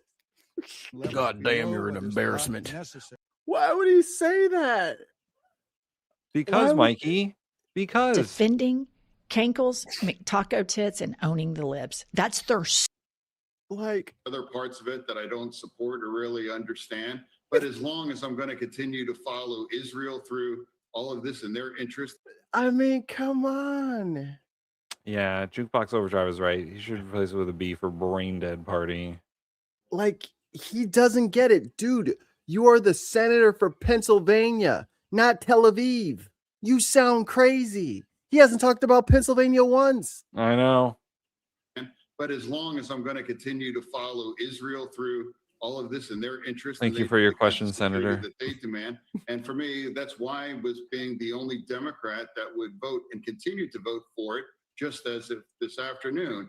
You know, Your people are starving to death and living in their cars. Nope, we got to send hundreds of millions and billions of dollars to Israel. As Cory Booker would say. You have no decency. You have no honor. He said he not changing the way he raised money. Him and Hakeem said, nope, we go right where we're at. It's not enough money for y'all to be saying that to me. you know, the nuclear dust. Now, I think I've read now the Iranian Revolutionary Guard agreed now to allow UN to check it out. But it's so terrible how all this is in hindsight. We can't ever allow to Iran to acquire a nuclear bomb. And now I would like to remind people too, the Iranians were effectively like the Nazis of another time. Wow. Like, this is the only script they have, and they all got emailed it, and they all just repeat it. They just repeat it on a loop. You know, wouldn't you look at a president that was trying to destroy the Nazis, you know, and was it a complete victory? But no, you would look back and say that was the right thing to strike and try to destroy it. Yeah, that's why I blew up the Nazis school first. And then I did a double tap for all the people who came to rescue the children out of the school. Like, dude, not like, come on now. Don't make me say it. Don't make me say it. Iran. This is the kind of region they would kill every one of us, and they would love to destroy the Israeli civilization. Yes. This just broke. Dan Goldman, who is discriminated against today, just. So Mikey, what you're telling me is both of these men are Jewish. Correct, sir. So he was discriminated against. You just heard him. Which one of them is being anti-Semitic? I think because his last name is Landry, they don't know he's Jewish. Well, Goldman, obviously, Fox News doesn't do their work. Right. Barbara Scott, 2 British pounds. Thank you so much. Heard the same crap in the politics in the UK too. Like, they're always trying to make something out of nothing. But the fact I can't wait for them to find out that Lander is Jewish. That's going to be funny. But I mean, look, it's not even close. No. And honestly, I didn't think Goldman was that bad, but hey, if he had to go, he had to go. Oh, he's Democratic, not progressive. Right. I mean, they want progressive, and he's got Mom Donnie's blessing. He was on the mayor's stage doing the debate. right. I think we watched a video with him and Unboxed a couple of times. He's gotten a couple of honorable mentions on the show, but I don't think he's ever like rated anything above like a average. Yeah. Not blockbuster. Nah. Lost to go back. Goldman, who is discriminated against today, just lost to the Mamdani candidate. That is so rich. That is so rich. To the Mamdani candidate. Brad Lander beat Dan Goldman. That surprised me. Yeah, no, it doesn't surprise me. I fully expect that, and I think you're going to see. I can almost guarantee. You know, the one that calls to abolish police, abolish the border. There are no reasons to ever deport anybody. Chevalier. And abolishing prisons. I mean, she said all of this. Based. She's someone. She actually said F Kamala Harris. Fuck Kamala Harris. Yeah. I mean, these are the people who we are electing, and they're going to send them here to Congress. Someone who wants to abolish our border and abolish prison. Give Mexico, Texas, New Mexico, Arizona, and California. Yeah. Give them back the original parts of Mexico. Yeah. No, that's not a Democrat. That's a full-on lunatic. Spain can have Florida. For sure. That would be great, actually. Yeah. If they had a little enclave over there, that'd be pretty sick. Have to speak Spanish. DeSantis would just shit himself. Just shit himself. He'd be like a manatee swimming in his own shit. I can't. You can give some parts of, those parts of the Louisiana Purchase back to the French. Oh yeah, bring them up. Bring the frogs over. This is the kind of model that we're going to win real elections. Yeah, you can elect someone like that in a district in New York, but when you're in a state like Pennsylvania, that's going to keep you honest. And my views now have put me out an outlier, but that. Why is that, John? Why is that? Yes. Why are you an outlier in your own party for really the wrong reasons? You're advocating for genocide, John. That's bad. We shouldn't have to tell you that's bad. You should know internally that's bad. I feel like someone's told him that before. I feel like, John, you're advocating for genocide. Again? Oh, I thought I wasn't. I wasn't. There's some sort of like political aid. There's like, John, you got to stop doing this. We talked about this. You promised. like his chief of staff or something's like, John, please, you got to stop. He's addicted, and he just keeps relapsing. He tells his chief of staff, I'm going on Hannity again, John, please. Listen, this is a cry for help. Look, me and the rest of the staffers, we're all here because we care about you.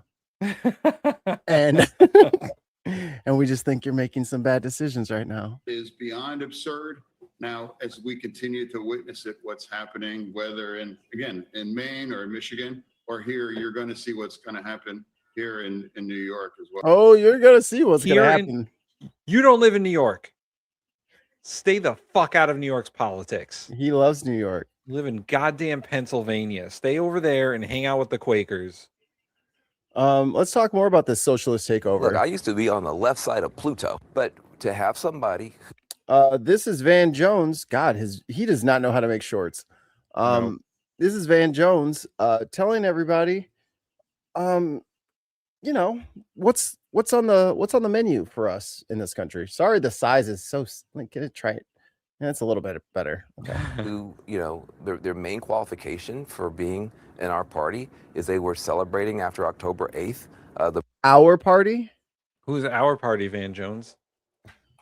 For being in our party is they were celebrating after October 8th the murder of innocent Israelis. To have somebody. Where did I just hear that from? Somebody in our party get the nomination whose main qualification is saying that there should be no police. no prisons. What? Israel shouldn't exist. It's almost like they got the same email with the same bullet points. It's a red flashing light. And I think people who have more reasonable ideas in this party are going to have to start working. Because what's happening is gonna have to start working. To do what? No, they've always been able to just assume that they will get the vote. Now they're gonna have to begin to work. Begin. They're gonna have to finally earn a fucking vote. Wow. Finally. establishment thinks that you can just buy ads and that's going to get endorsements. That's going to somehow help you win. Trump figured out the hard way. You can't win. I mean, they bought you, Van, so. In Iran with just bombers if you have nothing on the ground. Moderates cannot win in these blue districts if they have nothing on the ground. If all they have are ads and endorsements and they don't have the door-knocking army of the DSA, you're going to see more and more of these candidates. The Democratic Socialists of America, they've got ground troops and passion matters. Troops, huh? And a mobilized base matters. And moderates keep thinking that they can just say, shame on you and sign another check. You're going to have to put people on these doors. Otherwise, you're going to have people like this and worse taking over this party. People like this and worse, Tim. I just want everyone to be aware of that. If you give a shit about protecting trans people and everyone in the LGBTQ, if you just want, and I say all that just because you motherfuckers are perverts and you just cannot stop obsessing over people's genitals. That's why we have to just ban you from fucking talking about them, because you're fucking obsessed. Okay. So yeah, I'm for you leaving them the fuck alone and let them figure out. If you don't want to agree with their lifestyle, that's fine. Maybe I don't either. To be honest, I don't fucking care. I'm happy with my life and I get to do what I like to do. And I want everybody else to be able to do the same thing. Okay. Okay. So it's not my business to give a shit how you get your rocks off or how you express yourself. I don't want to talk to you in public. You know, I'm an introvert. I go out there, I put headphones on. There's no music. I left my phone in the car, you know, but I got headphones on so you don't talk to me. So everybody, like, I miss COVID where no one talked to each other. It was great. Whoa. What happened in the UK? Where's it? 4 men allegedly stole $529,000 in an elaborate ATM heist in Connecticut. Hey, Tim, you were missing, and so was Mark. You know, Ollie is always a couple of minutes late. And y'all didn't even, I wouldn't have snitched. If you would have, I wouldn't have blown it. I wouldn't have revealed the plan. I would have made some shorts though. That's why I don't use the ATM, by the way. You might get stolen with it. Yeah, the alphabet mafia. My peoples. My friends. All right, Mikey. I know I'm running out of time with you here. Let's see. What was the other one? Oh, where did it go? Let me look at my history real quick. Boop. I think her bird is. Thank you, Zero. Thank you, Zero. Zero. Thank you, Zero. Thank you, Zero. Thank you, Zero. Thank you, Zero. Thank you, buddy. Thank you for your question, Zero. Sir. Bro, it was one bump. Let it go, mate. Yeah, I apologize that too. You hear one sound that sounds like a knock at the door, and he's losing his goddamn mind over it. It wasn't that big of a bump. I think it was like literally a car door. We have wooden like coffee tables, and when we put like a glass cup down on them, slightly hard, like oh yeah. It sounds like a door knock, and Apollo just loses his goddamn shit. It was like, look, see, I put the glass down on the table. That's what happened. That's the sound you're hearing. I usually have to like repeat the sound. I'm like, look, doom, doom, doom, doom. That was my cup, okay? God, can't even use a glass in this house. I have to use plastic everything because if I drop it too loud. Jukebox Overdrive says, I agree with Zero's points on the discussion. You would. You always take his side. But Tim, I did prep work today and I literally was about to forget it. That's embarrassing. Hey, everybody, if you suffer from ADHD, make sure you take medication if you have some. Oops. Okay. I have a picture for you.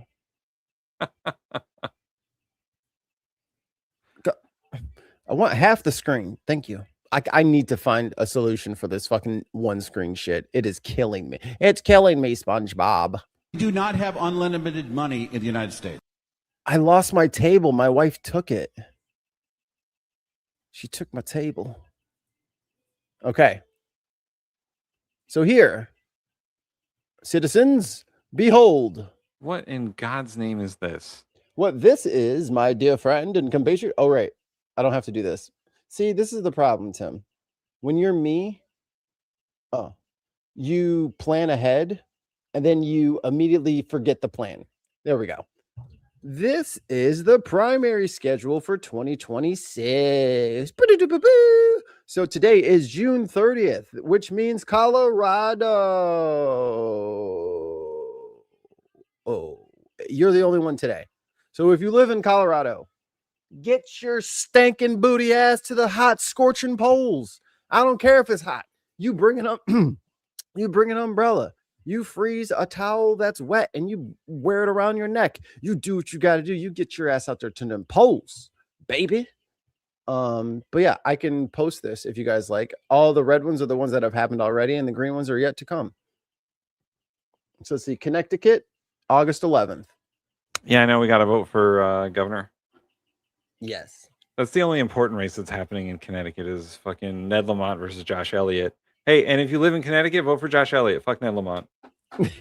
Yeah. Whoever he is. Vote for the progressive. Don't vote for fucking the billionaire. Fuck that guy. Vote for Pedro and all your wildest dreams will come Don't true. vote for billionaires. Yeah, don't vote for billionaires. Unless they're JB Pritzker. Especially JB Pritzker. Dude, stop hating on JB Pritzker, okay? He's great. All right. He's done a lot of good. All right, I got half an hour left, and we're going to talk about the Supreme Court.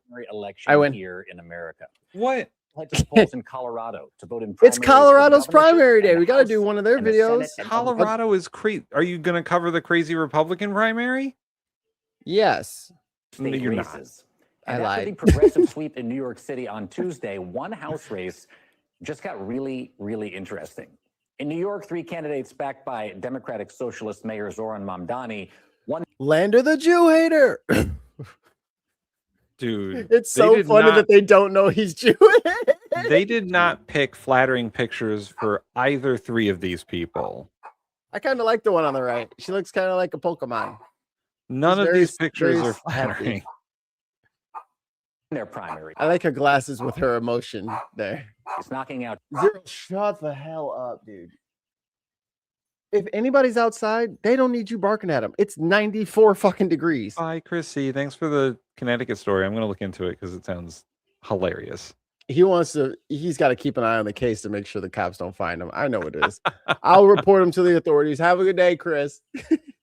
two incumbent Democrats in a Going powerful down, show of Bristol. force against the establishment.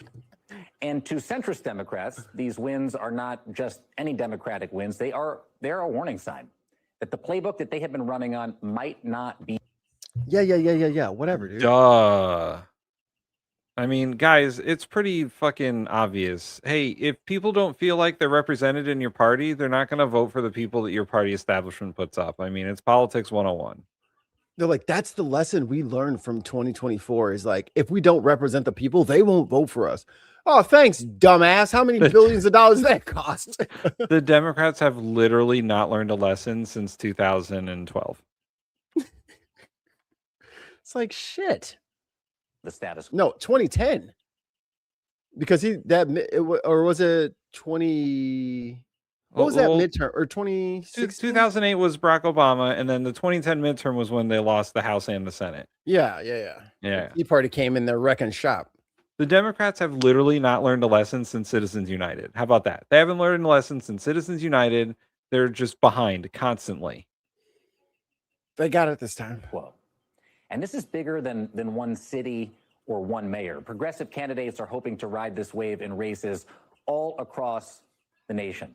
Take Abdul El Sayed, for example. He is a... Okay, so I've been watching tons of interviews with him. This is the coolest motherfucker ever. Like, he's great. He's a doctor. He doesn't take shit from anybody. He is instantly ready to get petty and like abusive with language, which I'm here for. He's ready to talk that shit immediately, not later.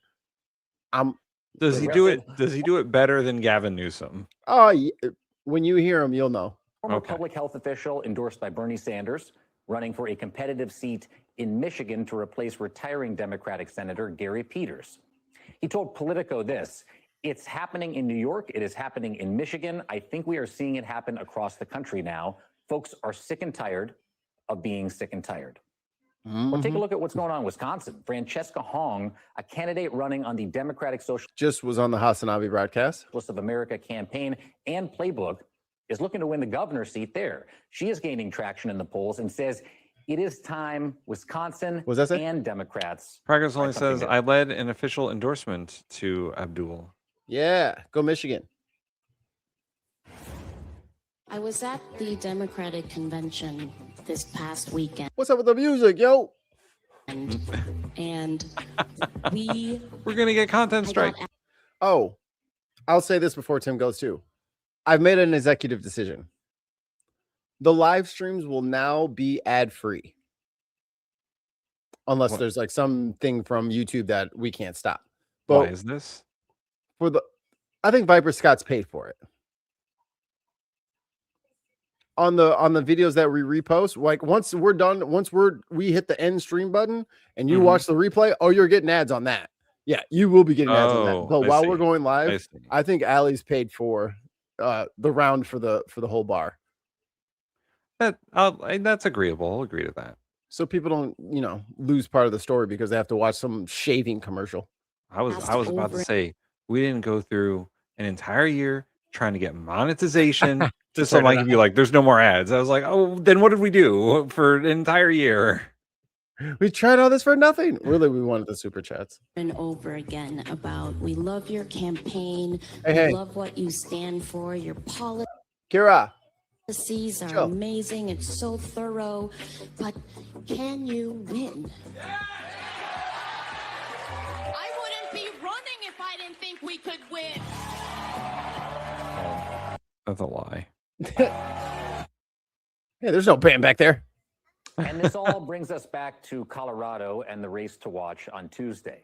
Mela Quiros is a 29-year-old Democratic socialist giving incumbent Congresswoman Diana DeGette her biggest primary challenge in nearly 30 years. Quiros is an Ethiopian immigrant, an attorney, a barista, and a PhD student.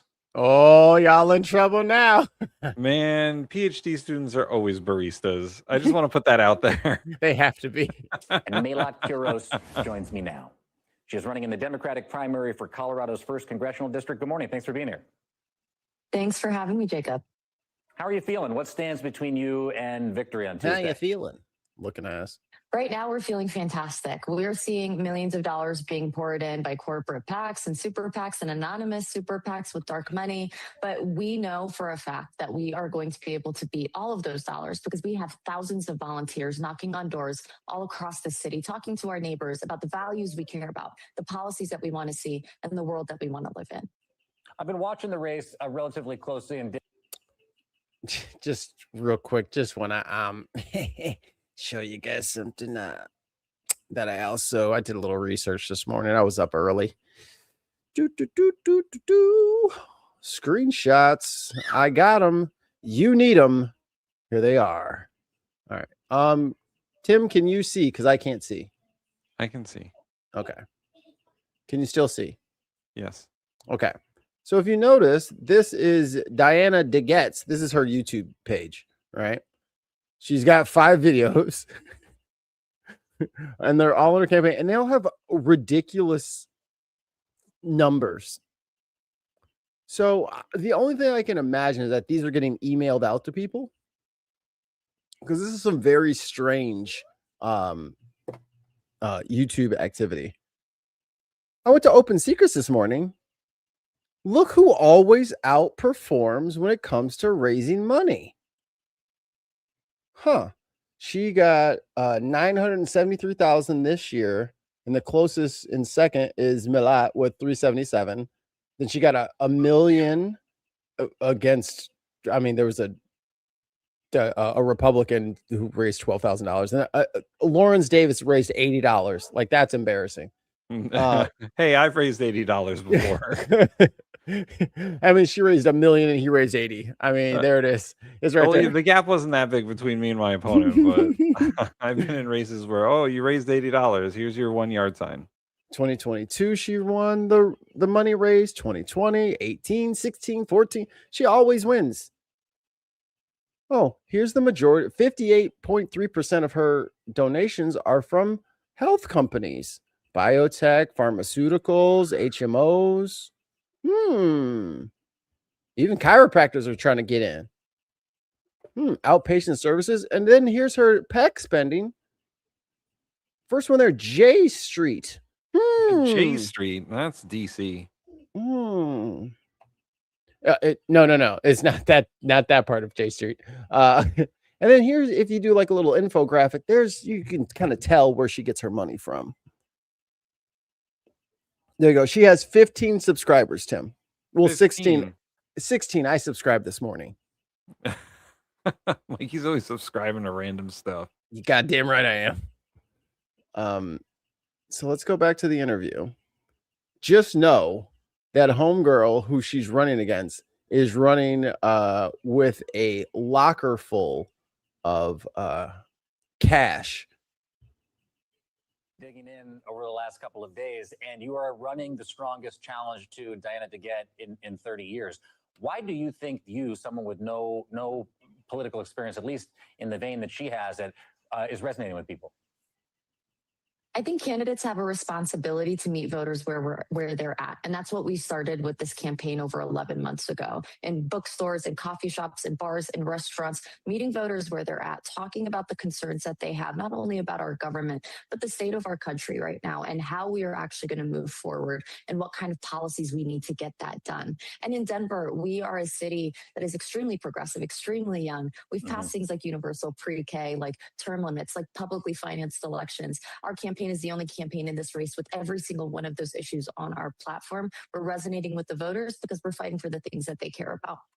The acrimony in this election has sort of turned up, and progressive leaders in your state are criticizing you, declining to call the deadly firebombing attack last year on a Jewish community rally in Boulder anti-Semitic, and you've also been criticized over your comments tied to October 7th. Views over Israel seem like a common line of attack between Democratic Socialists and mainstream Democrats in all of these primary elections. But what's your response to members of your own party, especially the progressive Democrats in your state who are criticizing you? You know, I think what happened in the Boulder firebombing was a horrific attack on a group of Jewish people that were peacefully protesting. It has made many Jewish people in our city, in our states, and in our entire country feeling extremely unsafe. And that's why I think it's incredibly important that we distinguish between anti-Zionism and anti-Semitism, because our responsibility is to protecting our neighbors, protecting our Jewish brothers and sisters in this city. That is my commitment to combating any hate that comes their way, while also making sure that we are not using our taxpayer dollars to fund endless wars and genocide abroad, protecting babies here and protecting babies abroad. I wonder how you would. What a monster. What a an monster. Absolute monster. So if you are in, I think it's 7. I think they're in the 7th where they're having their race.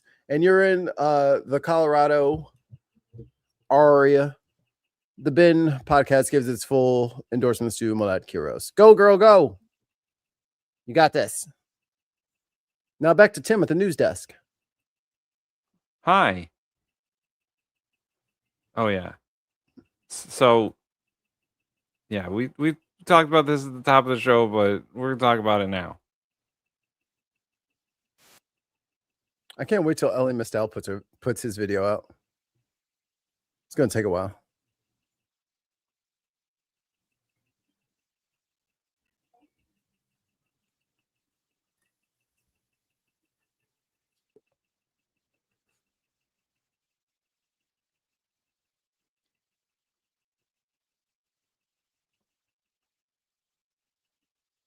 Yeah.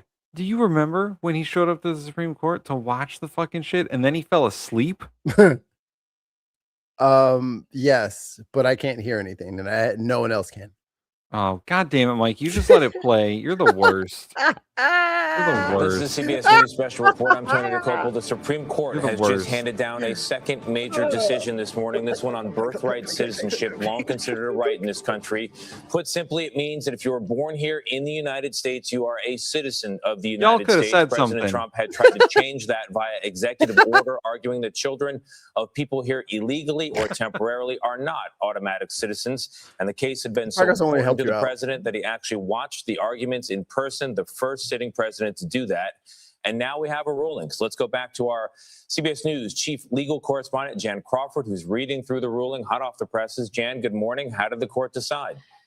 Emphatically rejecting the president's attempt with an executive order to redefine what it means to be a citizen in this country. The idea, the long-held belief that if you're born here on U.S. soil, you're a U.S. citizen.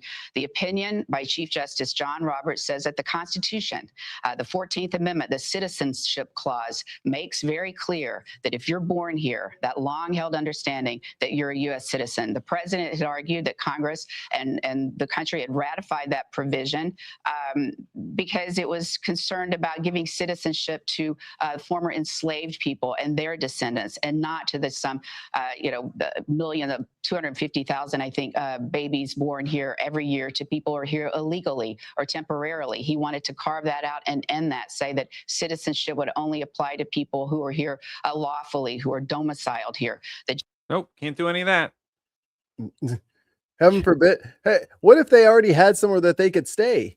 Couldn't we just give them, I don't know, a temporary tax number until they get citizenship where they can pay taxes and they can work and eat and do whatever the fuck they need to do, and we don't have to spend any money? In fact, we're actually getting money because they're paying taxes. Right. Oh, never mind. What if we didn't have to go through all this? What if we guys? literally already had a way to do this and you guys fucking torpedoed it because you're fucking racist? God, we already had a way to do it. Justices today rejecting those efforts by the president with the stroke of a pen to redefine what it means to be a citizen. This was a surprisingly narrowly divided decision, Tony. After the argument, I think a lot of us thought that it might be 7-2, that there might be more consensus around this argument. But that part of the decision, the main decision, the constitutional aspect of it, which means this closes off this issue. Congress can't come in and try to change it. That was only 5-4. Hold on a second. 4 Supreme Court justices thought Trump was right? Which 4? I'll look it up. I can guess. You want to guess It's first? Gorsuch, Too Coney strong. Barrett, fucking Kavanaugh. It's not Robert, so Thomas.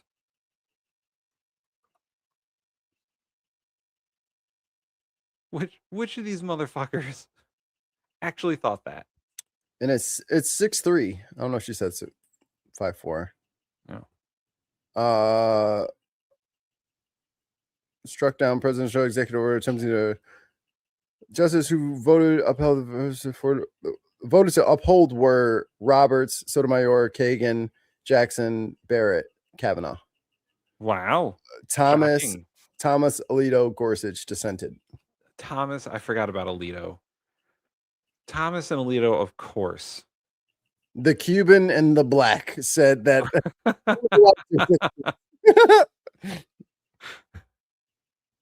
This place is a fucking joke, brother. An absolute joke. My God. So,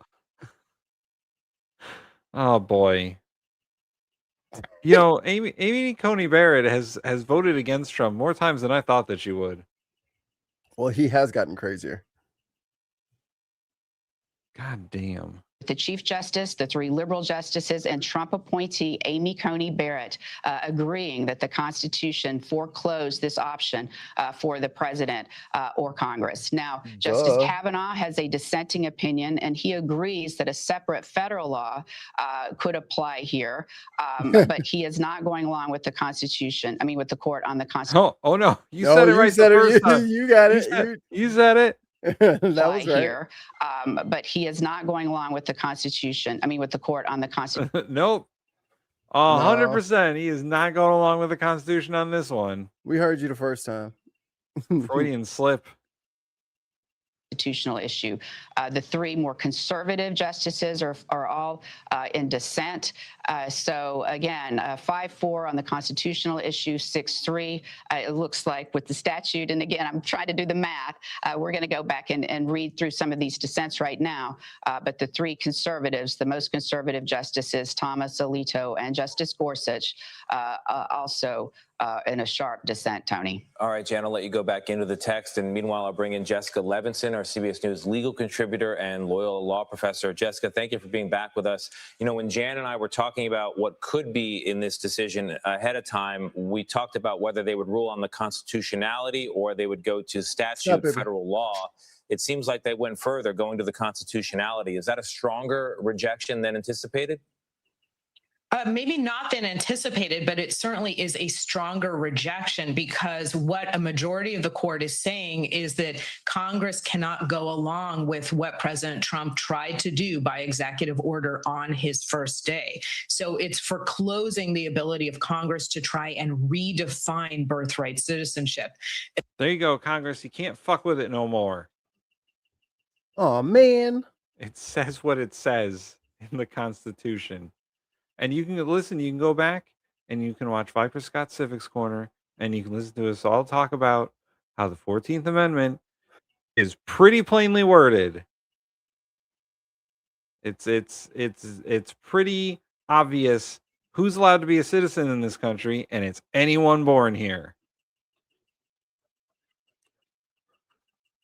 I got a juicy clip lined up for you too. It's very short, but you can finish. Well, I mean, that was basically it. Okay. I'm telling you, you're gonna like Abdul Sayed. Billionaire. I think most people would agree with that. Last name check before I let you go. Sure. You know how many millions you can have for 1 billion? 1,000. So I'd rather live in an economy that has 1,000 millionaires than 1 billionaire. I think most people would agree with that. Last name check before I let you go. Michelle Obama used to have a phrase: when they go low, we go high. You have a variation on that. What is it? Listen, I deeply respect the First Lady. I do think, though, that Democrats need to recognize, and I learned this the hard way, right? I was a kid named Abdul in school. I learned the hard way that if you let them take your lunch, guess what happens? You don't eat lunch. And I want to eat lunch. I want everybody to eat lunch. So if they're going to show up and try to bully us, don't be surprised when we hit back. I'm not going to start the fight, but I'll end it. I've heard it said that you said when they go low, we choke them out. I mean, their choice to go low. Don't go low. Don't go low. That's funny. Just don't go low and you won't get choked out. I got one for you, Mikey. This is hot off the presses, actually. Instant reaction from Governor Ron DeSantis about the Supreme Court ruling. It's pronounced DeSuckass. DeSuckass. The question really is he wearing platforms today? Absolutely. For them. Now, speaking of the 14th Amendment, I just got word the Supreme Court has upheld birthright citizenship for illegal aliens. You're so stupid. That is the dumbest thing I think I've ever heard. They're not illegal if they're born here, are they? Dumbass. Right. Oh, boy. I hope everybody comes in and has their babies here and then leaves. Rejecting the limits proposed by Trump. Look, I haven't had an opportunity to read that opinion. I don't know whether they have at least given Congress an ability to legislate something differently. But when they did the 14th Amendment, what they were trying to do was overturn the Dred Scott decision. Dred Scott said that the Supreme Court in Dred Scott said Dred Scott wasn't a citizen because he was black. He couldn't sue. And Lincoln rejected that. And so what they wanted to say is, wait a minute, no, you're a citizen. You know, Wait, okay. The irony is just slapping me in the face right now. Is that a fucking statue of Lincoln right there? Hey, don't try to change the subject. He's unveiling a statue of Abraham Lincoln while talking about the 14th Amendment and how it's wrong. You will never talk to Shimp's great grandson like that again. He looked just like that motherfucker. Literally Abraham Lincoln, I assume, holding the Gettysburg Address in his hands. Don't change the subject. They're not supposed to be here. This is going on Unboxed. It's hilarious. Regardless of race. So perfect. And we're going to correct that injustice. That was the purpose of it. It was not to have people show up from China for 2 weeks, have babies, get them citizenship, and then go back to China. I mean, how ridiculous has this become? And that's what the rules say. That's what the rules say. They're just following the rules. At the time, because transportation was more difficult. It wasn't as easy to come to a country illegally, you know, as it has historically been to the United States, particularly when Biden was in. But they never would have thought that somehow people coming in against the wishes of the people who are responsible for electing people and writing the laws, that you come in against the law, have a kid, and somehow that's an American citizen as well. Yes. So yes. Just like your grandparents did. They never conceived. They didn't have no fucking paperwork. What the fuck are you talking I about? was predicting this was going to come It's out. always funny. These fucking Republican dirtbags are like, oh, you can't come over here and have babies and they're citizens. How far back does his family lineage go? Trump is like fucking 2. Right. He's like second generation. He's an American citizen because of the 14th Amendment. Right. So I don't know what the fuck he's talking about. Kira, stop, girl. We're about to go outside this heat.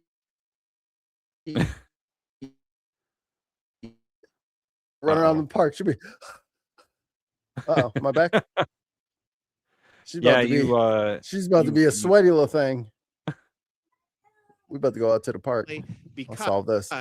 I just remember, you know, when I was in law school, they drum it into you. Oh, it's already been decided. Anyone that steps foot, you do that, it's automatic. That's the original understanding. And a lot of people, I mean, I just assumed that was correct. Then when you actually read and you study the debates and you understand what they were trying to do, I don't think that's how it was originally understood. So the question is going to be, did they say as a matter of constitution that you could never limit birthright citizenship? That's what they said, even statutorily, because if they said that, then it's not just the fact about Trump doing it through executive order. Then it's basically saying he's also sweating his goddamn ass off out there in the Florida sun. Boy, it's hot. It's hot and humid down there. He's dying. You can go inside. Tuzamai says DeSantis is descended from a pair of alligator shoes. Dirty ones. we could vote overwhelmingly to say no birth tourism. You have to be lawfully present here. Otherwise, it doesn't apply. And basically, oh, that's not what the Constitution says. That Congress could enact those changes, but you just can't do it through executive order, which effectively was what the president did. He issued an executive order. He said, we don't recognize citizenship in these cases, particularly the birth tourists and people that have come to the country illegally. And maybe that's not the case. So we'll have to look to see that. It's not surprising that that was the case, that the decision came out that way. You could just tell from kind of the oral arguments. I would imagine, was it 7-2? Did you guys see what was the 6-3? Alito, Thomas, and who else in the dissent? He did what we did. You know these things, like you know Alito. I'm gonna save the rest of this for Unbox because I'm sure it is a fucking clown show. Save, Unbox. All right, Mikey, hit me with your last one. You got 5 minutes. I got it. I just gotta do the transcript. How long is the video? 7 minutes. Yeah, I gotta find it. Hold on. It's worth taking the time.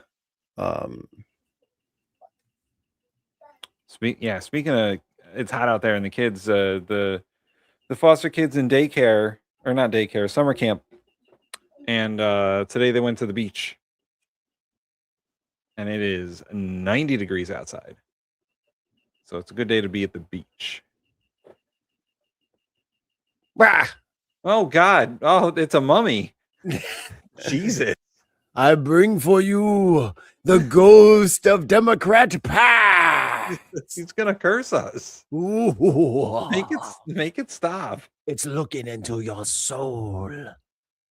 Go away, James Incarceration Carville. for convicted Never. felons. That's just not who I think the Democratic Party is, and they ought to let her be a democratic socialist. Can you tell me, Tim? Let me get this out of the way. Oh, that's the wrong button. There we go. Can you tell me which network this is on? Fox. Why Dude, is the James fact that Carville these on Democrats keep screaming over to Fox to go bitch about losing their primaries is so funny to me. Yo, it's hilarious because, like, I'm sure they could just fucking call up anyone at MSNBC who's not Rachel Maddow and be like, I want to complain about the socialists. And they would do it happily. Happily. I'm sure Joe Scarborough would let you rant for 4 hours about democratic socialists on his show. He'd have to wake up. He's got a hard day. Carvel of the Crypt. But I don't think they should. You know, you can't kick out of Congress. She was voted, but she doesn't have to be in a Democratic caucus. So He's got to go back in his sarcophagus when he's done with this. So this is his plan. Just don't put her on any committees. Just let her sit there. Why? She's got good ideas.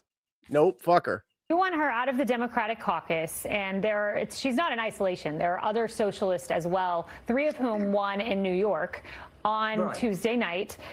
I want to ask you, though, you say she's not the Democratic Party, but we do have this poll that I want to pull up, and it shows a net favorability for socialism within the party is at 66%. So how do you deal with not welcoming them in the party when your base is saying, we're okay with this idea?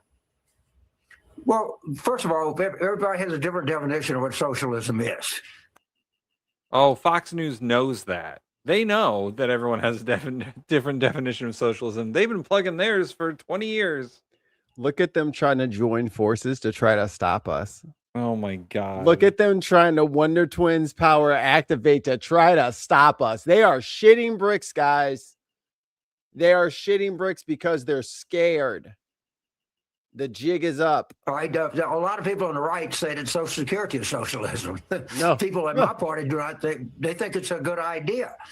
If you're talking about the state controlling the. Yep. Remember when the squad won, they tried to keep them out of committees too. They always do some little ho shit when they don't get their way. Yeah, now AOC's out there fucking running shit. Mm-hmm. Production of controlling production, no, under no circumstances. But socialism is a word that gets thrown around, and most people that use it. Well, that's why they're democratic socialists, but you're stupid. There's 2 different words. If you didn't know that, Are not acquainted with what it means. They're not trying to seize the means of production, guys. They're just not. They just want a little bit more government intervention in our economy. That's what they want. No, it's fine. Trump is allowed to fire anyone from the FTC. No, we don't need any regulation. What are you talking about? AI is going nuts. No, we don't need any of that. Here's what the Democratic Socialists want. They don't want absolute capitalism to destroy the country. And the planet. Like, they just want us all to have a good time. And it's safer if everyone's not hungry. It's safer if everyone's not hungry and they have health care and they have housing. Yeah, they're not missing their psych meds and they have a full belly. Let's just start. Let's start there. Everyone's sane, full, and housed. Start there. You go to places like Scandinavia, who tend to be much more socialist than we are, and they're happier. More happier. than we are. Oh, if only someone had went and printed out. What did I say, Tim, up there? Those are the socialist democratic models. Oh, what's those countries, real quick? Denmark, Sweden, Norway, Finland, Iceland. Huh. 20th happiest countries. Well, the top 3 are Finland, Iceland, and Denmark. That's a happy coincidence. And then that can't be. It's not correlated. Do you think? Costa Rica's sneaking in there because it's an island paradise, but it's beautiful. And then Sweden and Norway Where'd those come from? I guess they're the other ones on this list, huh? It's almost like James Carville doesn't know what he's fucking talking about. Or it's the ghost of James Carville. He hasn't been around for 150 years. This dude's about to be visited by three spirits. That's where he is right now. He's Scrooge McCluck. I don't know how people describe themselves at all. That's one thing. How they vote is another. Jason Crow. Have you gone to their website and read? Like, we've recruited veterans all across the country, vote vets. We've been in a lot of seats like that. And these are the kind of Democrats that I want to help and be a part of the same party. I don't have anything in common with Ms. Chevalier. Right. And I really don't want to be in the same party she's in. So, James, don't worry.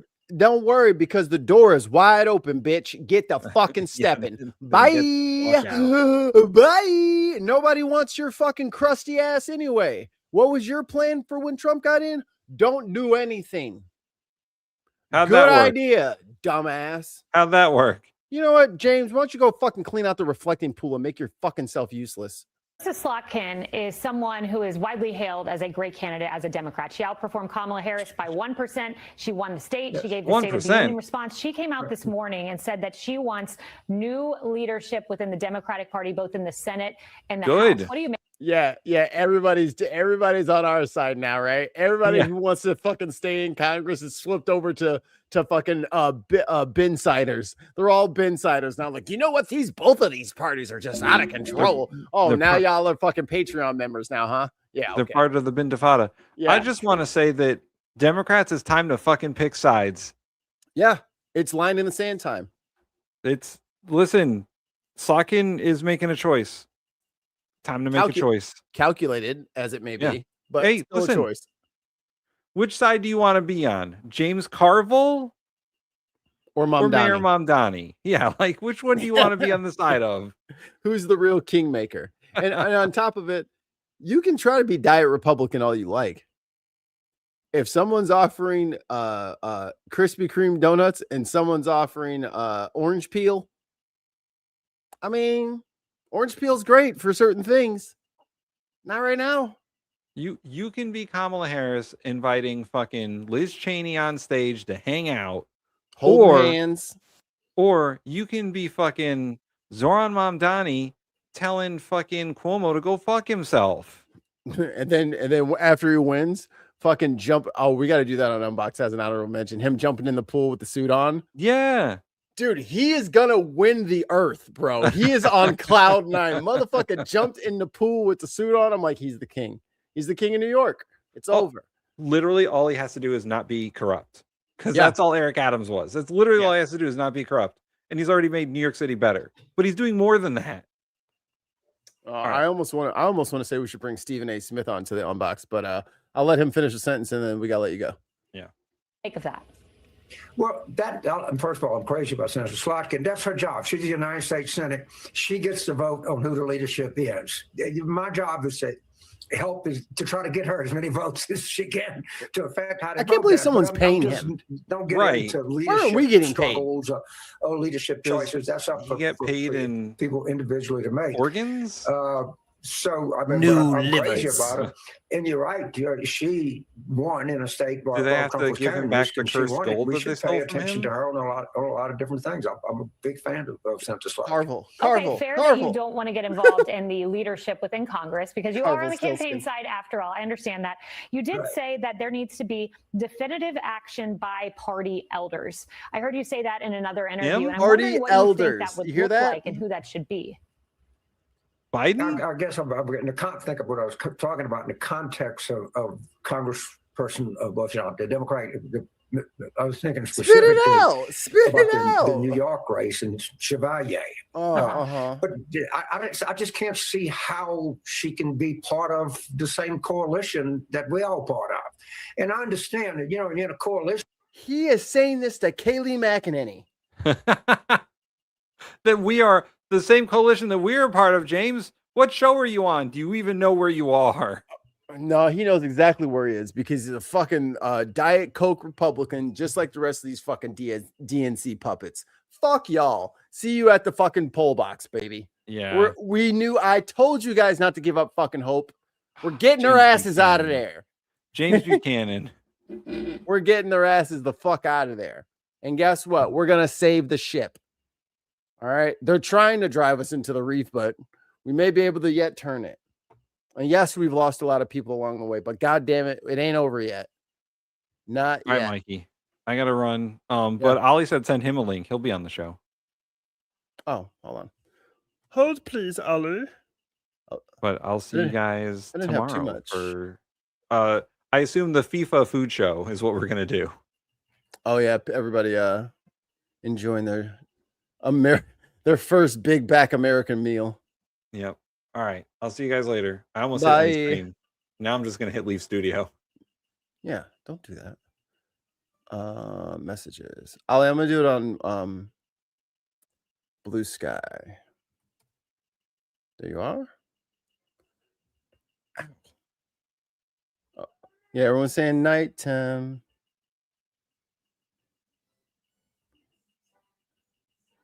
She has like a bird that is like tweaked out because I think the batteries are running low, and it's just tweet, tweet, tweet, tweet, tweet, tweet, tweet, tweet, tweet.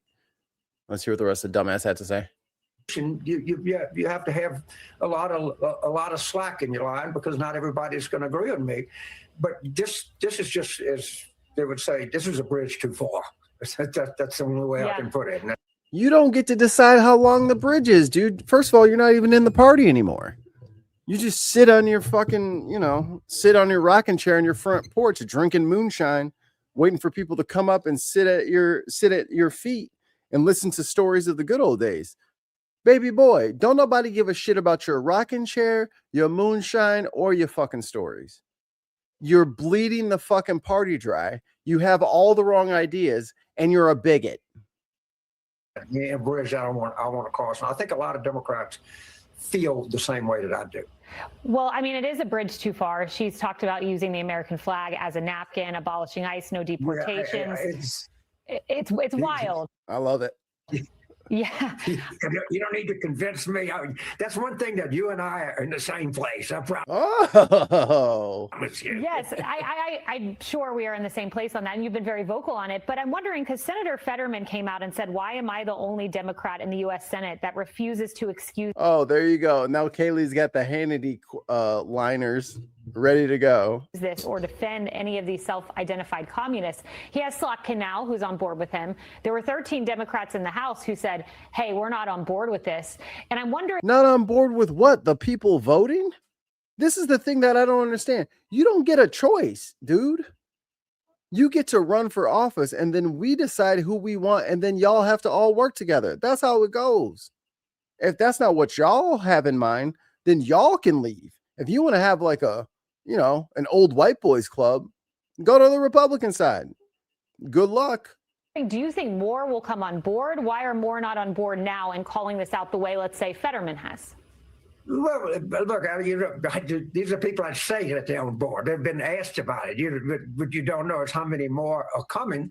But I think you got to throw the idea out, and it's something that Democrats are going to have to answer for. If you want to have political power, of which we do, in which I think we will acquire come November, then you have to answer these kind of questions. You shouldn't duck them. And I think there's going to be something to deal with. The Hakeem is going to have to deal with this. It's not going. Hakeem is going to be gone. What are you talking about? Like this, he's just in the wrong paradigm. Away. I mean, nothing. I'm sure he understands and knows that. But to this extent of this one instance, I think the Democrats need to stand up and say, this is not who we are. We do not determine who you can date or not date. That is your own business. You can date whoever you want. And when you start telling, the Democrats have given us permission to date whoever we want. Like, they don't understand. Like, it's your language gives away a lot of the inner thoughts that you're not trying to say. Because there's a million ways to say what he wanted to say right there. There he is. What's up, Ollie? Oh, just kidding. Yo. Oh, he's still moving around there. Hey. Assembling. Hey, what up? Not much. Off work. Nice. Canada Oh, it's tomorrow? Yep. Nice. Telling people they can't date somebody of a different race or a different gender, I don't know, whatever the Yeah, hell you it is. could That's not my business. What'd you say? Hakeem could be This has gone the never next been any of election. my Yes. business. It's Yeah. certainly not now. And I just think that that's not why most people are Democrats. We're Democrats because we don't hate anybody. Except progressives. We hate progressives. Progressives actually get out of my party. Socialists, get out of my party. Yeah, you're referring to Chevalier, who made some bizarre comments about not supporting biracial marriage, which is very strange to make that comment. It was punishments for whites for our mistreatment. It is. And the final question for you. You've talked No more mixed babies until you treat us right. about a schism. It's time for Democrats to talk about a schism. What does that look like in practice? You've said not seating some of these members in Congress. Not seating duly elected Congress members on, I don't know why they've decided to. Here, I know what'll hurt the Republicans. I will beat my face in with a frying pan. And they just keep whacking away. Just whacking away. Look at how the Republicans are bleeding. Their teeth are missing. They're so stupid. I will hit again. And this guy's the main one telling them to get a heavier frying pan. That'll really get a big one. Calling them out verbally. What 20-inch fucking cowboy skillet. Yeah, what are those? What kind of schism are you talking The about? black ones that are cast iron. Yeah, the cast iron Conestoga wagon, motherfucker. You can make biscuits, fry chicken, whatever you need. Well, I guess the schism I was talking about specifically was a schism with the DSA, Ms. Chevalier. I mean, that's the start. And he's on the Republicans' fucking state media network talking about the intricacies of the Democratic plan to get rid of the DSA. Like, what strategist does this? I don't know. I don't want him on my team if he's the strategist. You go to Fox News? He's just giving everything away. Giving the whole game away. This is the Republican strategist godsend. James Carville on Fox News with Kayleigh McEnany revealing how the Democrats really are weak when it comes to the DSA and they really need to attack them. Okay, DSA versus MAGA, because you guys are done now. And again, I want to be clear. I believe in a big tent. I mean, everybody doesn't have to agree with me. If you Bitch, you're not allowed in our tent. can be for Medicare for all, which I don't think is a particularly good idea. Yeah. Somebody said something on one of the CNN or I think it was CNN. I think it was Politics Girl, actually. She said the World Cup's going on. All the countries competing in the World Cup have universal health care except for us. Yep. Well, what a fucking embarrassment. Yep. What a fucking embarrassment. But I got that. It's fine. I would campaign. That would help you. I mean, you said a different view about how to expand healthcare. You're going too far when you start. And if you want to say, as I do, that I think the government of Israel makes horrific decisions, I don't support them in any way. That's fine. I agree with you. But when you say Israel should not exist, then I'm gone. You left the house with me. That there's a whole difference between not liking a regime or a government and denying that some people have a right to exist. And I think we should draw a very clear. Whoa. Some people or a state? Because again, I don't know if it's the dollars and checks that come into people's bank accounts or whatever it is. They just have a beautiful way of just conflating issues that have nothing to do with each other. Who is this? I missed the beginning of this. Who is this jackhole? Okay, so this actually, let me grab his Wikipedia because I forgot. International or James. I should put John. James Carville. Because I want to get some of his specifics right. Okay. To the Pedia of Wix. The Raging Cajun. Oh my God, he was born in 1944. Holy shit. 2 years in the Marines. He's my dad's age. Okay. He's an American political consultant, author, and political pundit who has strategized for Democratic candidates for public office in the United States and for international politicians for at least 23 countries abroad.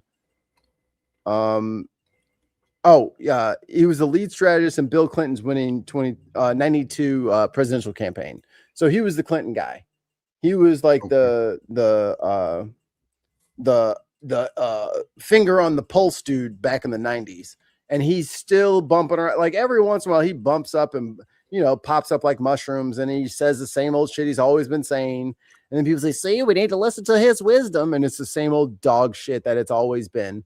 And then, stop clock, right twice a day kind of shit where it's like, see, I told you. And it's like, that had nothing to do with you. A lot of that. Well, we will see if more Democrats come on board to that position. James Carville, thank you so much for your time. I know. Yeah, thanks for riding out there with the with your favorite people. That's James Carville for you. But again, he had a big role in Kamala's race.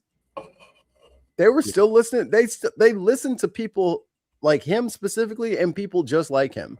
And then they cannot figure out why they lose every fucking election. They just can't figure it out. It's a mystery.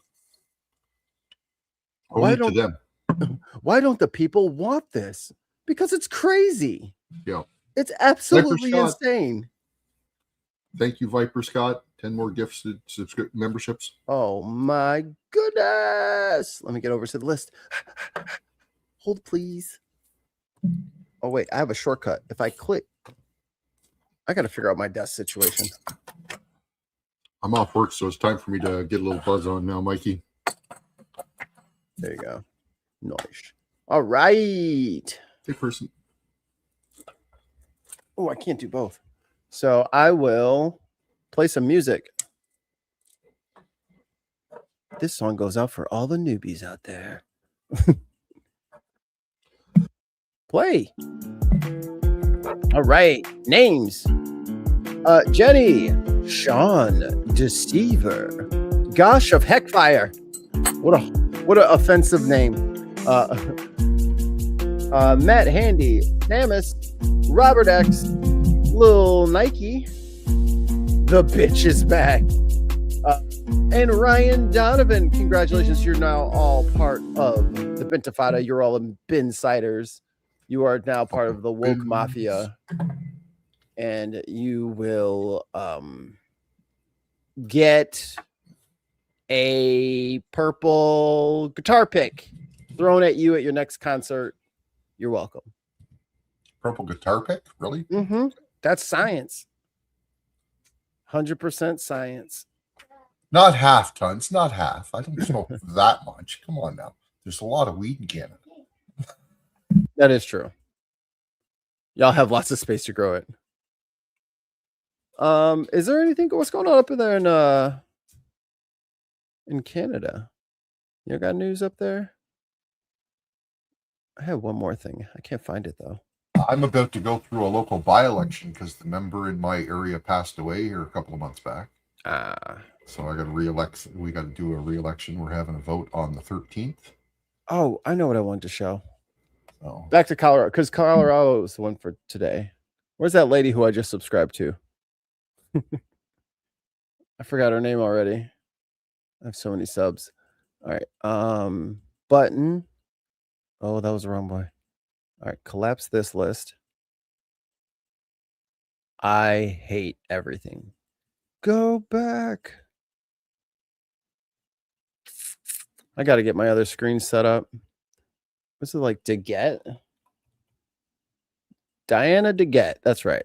So let's watch one of the Congresswoman's videos talking about Malat, because she's like the corporate Democrat, and she just kind of stands up for this, and she was going to do Medicare for all, and as I showed you guys previously, she has largely gotten her campaign financing from big pharma and the medical industry.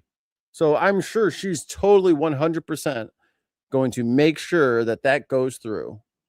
And there's no way she'll just like miss that vote on accident or something. Where did it go? Because she thought she was slick. She tried to slip in some where's her? Oh, that's what I wanted. I wanted her website or her page. Dear God. Not having two screens is literally going to break my brain. I got to set it up. Okay. So we're just going to share this. Okay. So this is her page. So she's got 2 months ago, a month ago, 13 days ago, and then 4 days ago. And then there's a random 16-second clip of her trying to get homegirl, our girl, Milat, out of context. Was 9/11 an inevitable consequence for America based on... Now, just keep in mind, she has 5 videos on her channel. She has 16 subscribers, right? So why on earth would she have just this random video by itself? U.S. foreign policy. Oh, let me go back. Was 9/11 an inevitable consequence for America based on U.S. foreign policy? Inevitable in the sense that we destabilized a lot of the Middle East, that forced people to believe that another act of violence. Was 9/11 an inevitable... That's all she put of the interview. And then she's got down here in the comment section or in the description. This isn't the first time Milat Kiros has rationalized violence against civilians. Now she's saying 9/11 was an inevitable consequence for America. Tell that to the 3,000 people who died that day and the thousands more who have suffered since. As someone, it almost feels like a first attempt to try and take somebody out of context, because she did such a poor job of clipping the clip too. Right?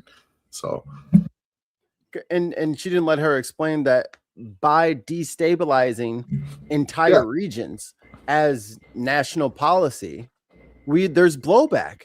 Like in Central and South America, we helped really form and structure the cartels. Yeah. Like they have a lot of our machinery and weaponry, like in planes and helicopters and shit that they bought from the American government. Like that's why we're still dealing with all this shit. And the war on drugs was just an excuse to try to like get our shit back. But it's like, dude, we can't just go around blowing up shit and then people get mad at us. So my generation, which she's a part of, come from the line of thinking that maybe we should just not destabilize everybody. Let's try to stabilize them over there so that they don't attack us. And then our grandfathers, I guess, they decided, hey, fuck them. Let's just blow them up now. Fuck them. We can do whatever we want. We're America. We do whatever we want. Okay, but then our generation has to fucking suffer the blowback for it. So sorry that we have the youth has the wisdom to understand that is not the way to fucking get what you want. You just put us at fucking risk, but they never gave a shit about that.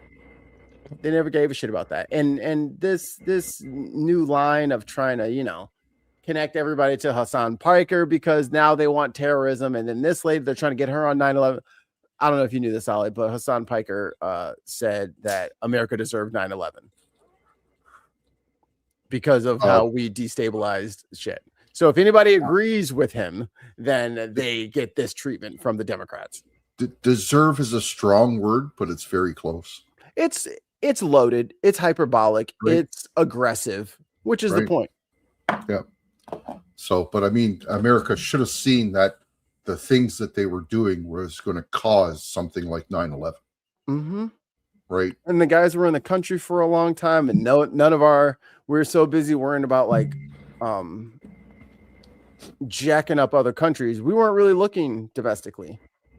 Yep. So our guard was down and we were attacked. Bad, horrible, tragic, sad, all the words. Terrifying. I was fucking freshman. I'm like, all right, now into a brave new world. It's like 2 weeks into school. The school year had just started, and it's like horrifying. But that could have been avoided if we weren't ever involved in the Middle East. And why we're involved in the Middle East, that's a whole nother episode. But to act like that just happened out of nowhere is a lie. Yeah. And again, I think I'm starting to believe my theory is correct. These 5 videos must be the stable links for when they send out emails and campaign things, or on her website when like things play automatically. They have to live somewhere on YouTube for you to be able to like embed them into your website or whatever. So I'm guessing that's what this is, because there's no reason for this person to have over 1 million views on something and 16 subscribers. It was 15 when I took the screenshot, but then I joined. So I'm guessing these are just embedded videos. So in her embedded video section, in her embedded video account, there's just a short clip out of context of Milad.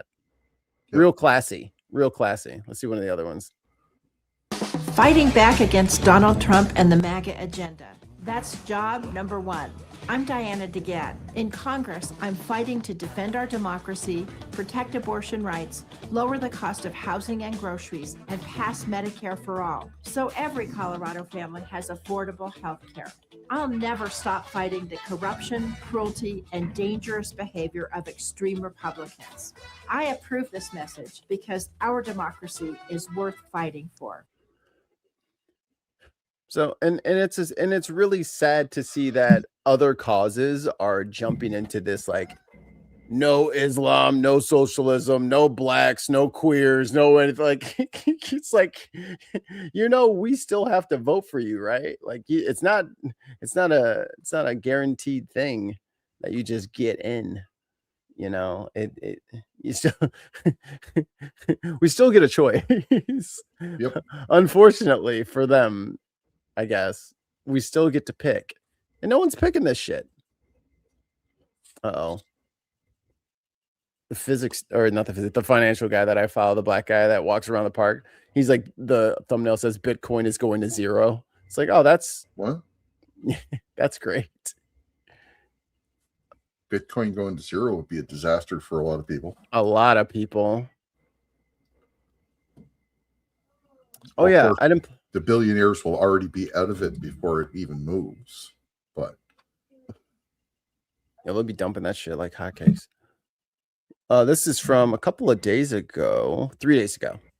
The fact that these agents came in over a post on Instagram and tried to bend their reasoning to fit under U.S. Code 18, the part of the code that has to do with doxing, is a huge government overreach and a huge infringement on our First Amendment right of free speech. So that lady had ICE agents come visit her at a polling location, which is illegal. They are armed and they are federal agents. It is very clear in the statute that no armed federal or local agent is allowed at a polling station. You wait outside. You get the fuck away. You're not allowed to go in there and intimidate people. You stay away.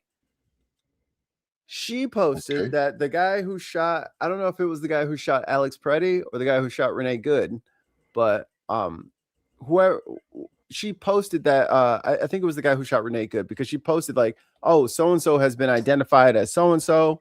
I hope he's prosecuted, or I hope the prosecutor does what she needs to do. Something to that effect. I'm paraphrasing. Okay. Maybe they'll show it on the clip. They said you're doxing him. Do they not know what doxing is? Like, if the guy saying someone's name is not doxing. Doxing is giving away their physical location at that time. That's doxing. Telling someone exactly where someone is in real time, or their city or their address or something, that's doxing. The fucking CNN news clip with his name up there, and she reposted on Twitter or Instagram, say, yeah, that guy needs to get prosecuted. His name is this. That's not doxing. No. Not doxing. Giving away somebody's address or present location is doxing. It's got nothing to do with their name. Their name is I mean, they're a federal agent. They're a public servant, are they not? Yeah. They're supposed to be public anyway, are they not? I had them come down to the polling site because that's where I was working. I couldn't leave until after the polls were closed. Everything was packed up. At least a few people recorded. One person used my phone. What can I help you with? We're working down at the polls today, and ISIS came here to bring a warning to one of our warning. Workers. They were very quick showing me everything. but all I know is that the only post that would have fit that post description would have been that post from January 7th, talking about indicting Jonathan Ross. Yeah, how dare you? They gave me a form to sign. They said it was a warning form. I'm not signing that shit. Yep. That was going to go into a folder that was going to be sealed, and I didn't fall for that. And I told him I wasn't going to sign anything. Yeah, suck my dick. I'm not signing shit so you can fucking lock me up. No. Tons, how did you know where my summer cottage is? Like, Tons, we said don't dox people. Without legal counsel. You know how long it took for Ali to lobby the city to give him the right to rename that street Weed Lane? And to honestly, if you lived on Weed Lane, you'd be at 420 Weed Lane. Let's Yeah, be I would. honest. I would. I mean, if you got to name your own street, you'd make your house Yeah. number 420, not 1, 2, 3, 4. But you did tell everybody what street he's on, and that's not okay either. Counsel. Don't sign nothing. Get you a lawyer.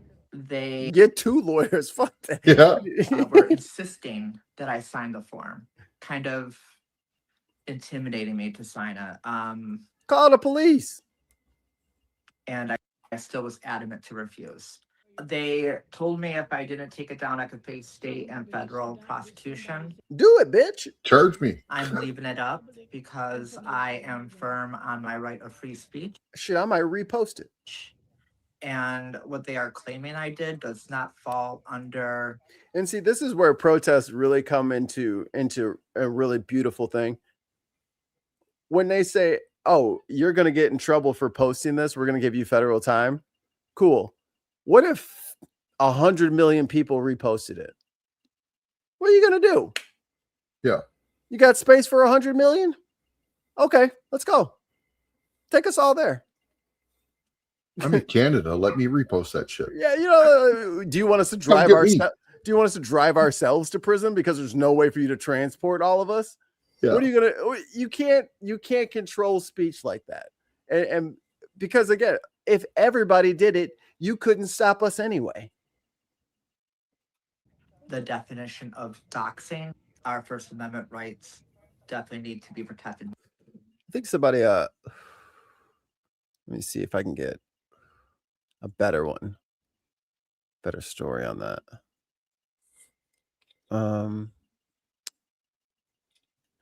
Yeah, because that's not what doxing is. Election.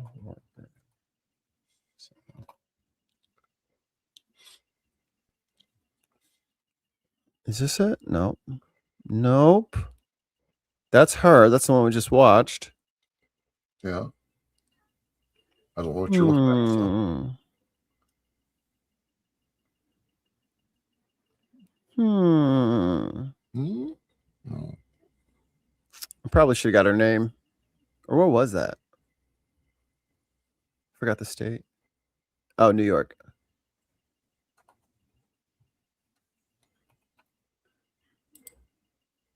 Not seeing in the video where it actually Diana DeGretti? No. No, that's the that was a senator. That was the lady That was before. Yeah, that was in your search engine. Here's the Associated Press one again. But I know other people like went and talked to. I saw that there were some interviews.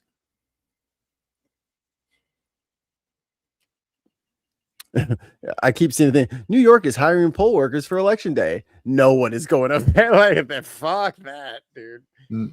Like, shout out to the people who do it, but that sounds fucking boring. Oh my god, boring. All day in a gym, not playing basketball, not bumping a volleyball around, just sitting there all day. Here you go, over there. There's a pen already there. Here you go. Here's oh god. Well, no, they got to take the person's name and double check that they're in the registry, and then let them do it, right? So that's even isn't that still what like they do? I don't like being in the same building all day. Like if I'm at home, that's different, but I don't like being in public.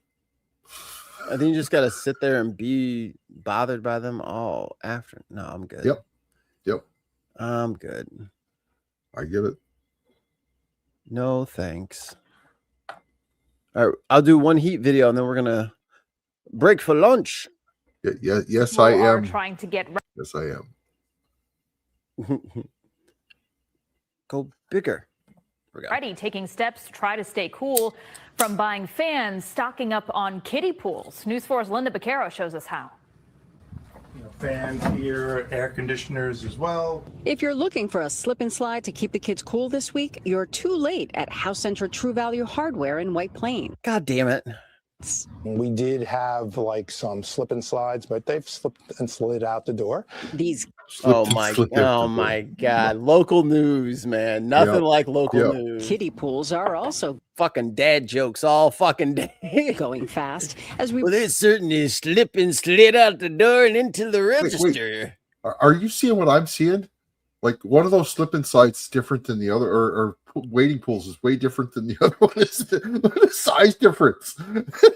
Well, if you have one kid or a really, really big kid. One's for putting your feet in, the other one's for actually drowning in. Come on now. One of them you can surf in and it's tidal. Prepare for feel-like temps of 105 degrees. We do have a bunch of fans. You know, we have individual like personalized fans or fans for rooms. We have like window air conditioners. Ace Hardware has a sale on heat wave prep tools Ace and is the recovery place for the helpful essentials. hardware, Things like folks. fans, canopies, sprinklers, and hoses. And Home Depot says it's busy helping customers getting ready for the heat wave. Air conditioning service companies in Westchester are also reporting an increase in. Oh man, if you got a fucking HVAC company, oh baby, you are about to get paid. Yep. Man, if somebody's AC goes out, oh man, I can make it out there, but I got like 6 other jobs. I'll pay you $1,000. I had a problem with my AC just last week, and they were here the very next day and fixed it for me. I'm trying to be nice to mine so it doesn't snap. Trying not to run everything at once to not stress the system. Yeah. In calls to replace AC filters. Now's not the time to have your AC go out. Con Ed also preparing to meet the demand. And remember that peak demand is from 2 to 6 p.m. So to prevent outages, they suggest you run appliances later in the day or overnight.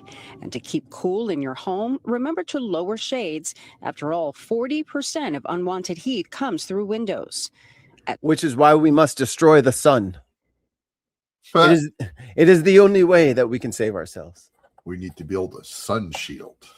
You know, I did have an idea that we should build a sun shield because our planet can't figure out to stop with the carbon. So just as a stopgap, we should put up a big fucking eclipsing solar shield out in space just to block. Put it over We the can move. poles. Oh yeah, Right. so we can get our ice cap back. That, and that's where we're getting holes in our ozone layer, right? No, that's been rebuilt. Yeah. We got it back. We stopped using the CFCs, and then it was bad over Australia, but it's coming. We just need a little monocle up there, and then if we don't need it, and like after we get things out of the way, we can just push it just out of the way. It doesn't have to be a full-time shield, does it? It could be like a part-time shield. Well, we can move it. Well, I'm just thinking if you just built it right on the moon, increase the size of the moon by 10,000%. So you just want right? Just with a big shield. And then there's just this giant shadow that goes across every now and then. Cools everything down. So just make the moon wider. yeah, basically just make the moon like way bigger, but not physically bigger, but just a shield.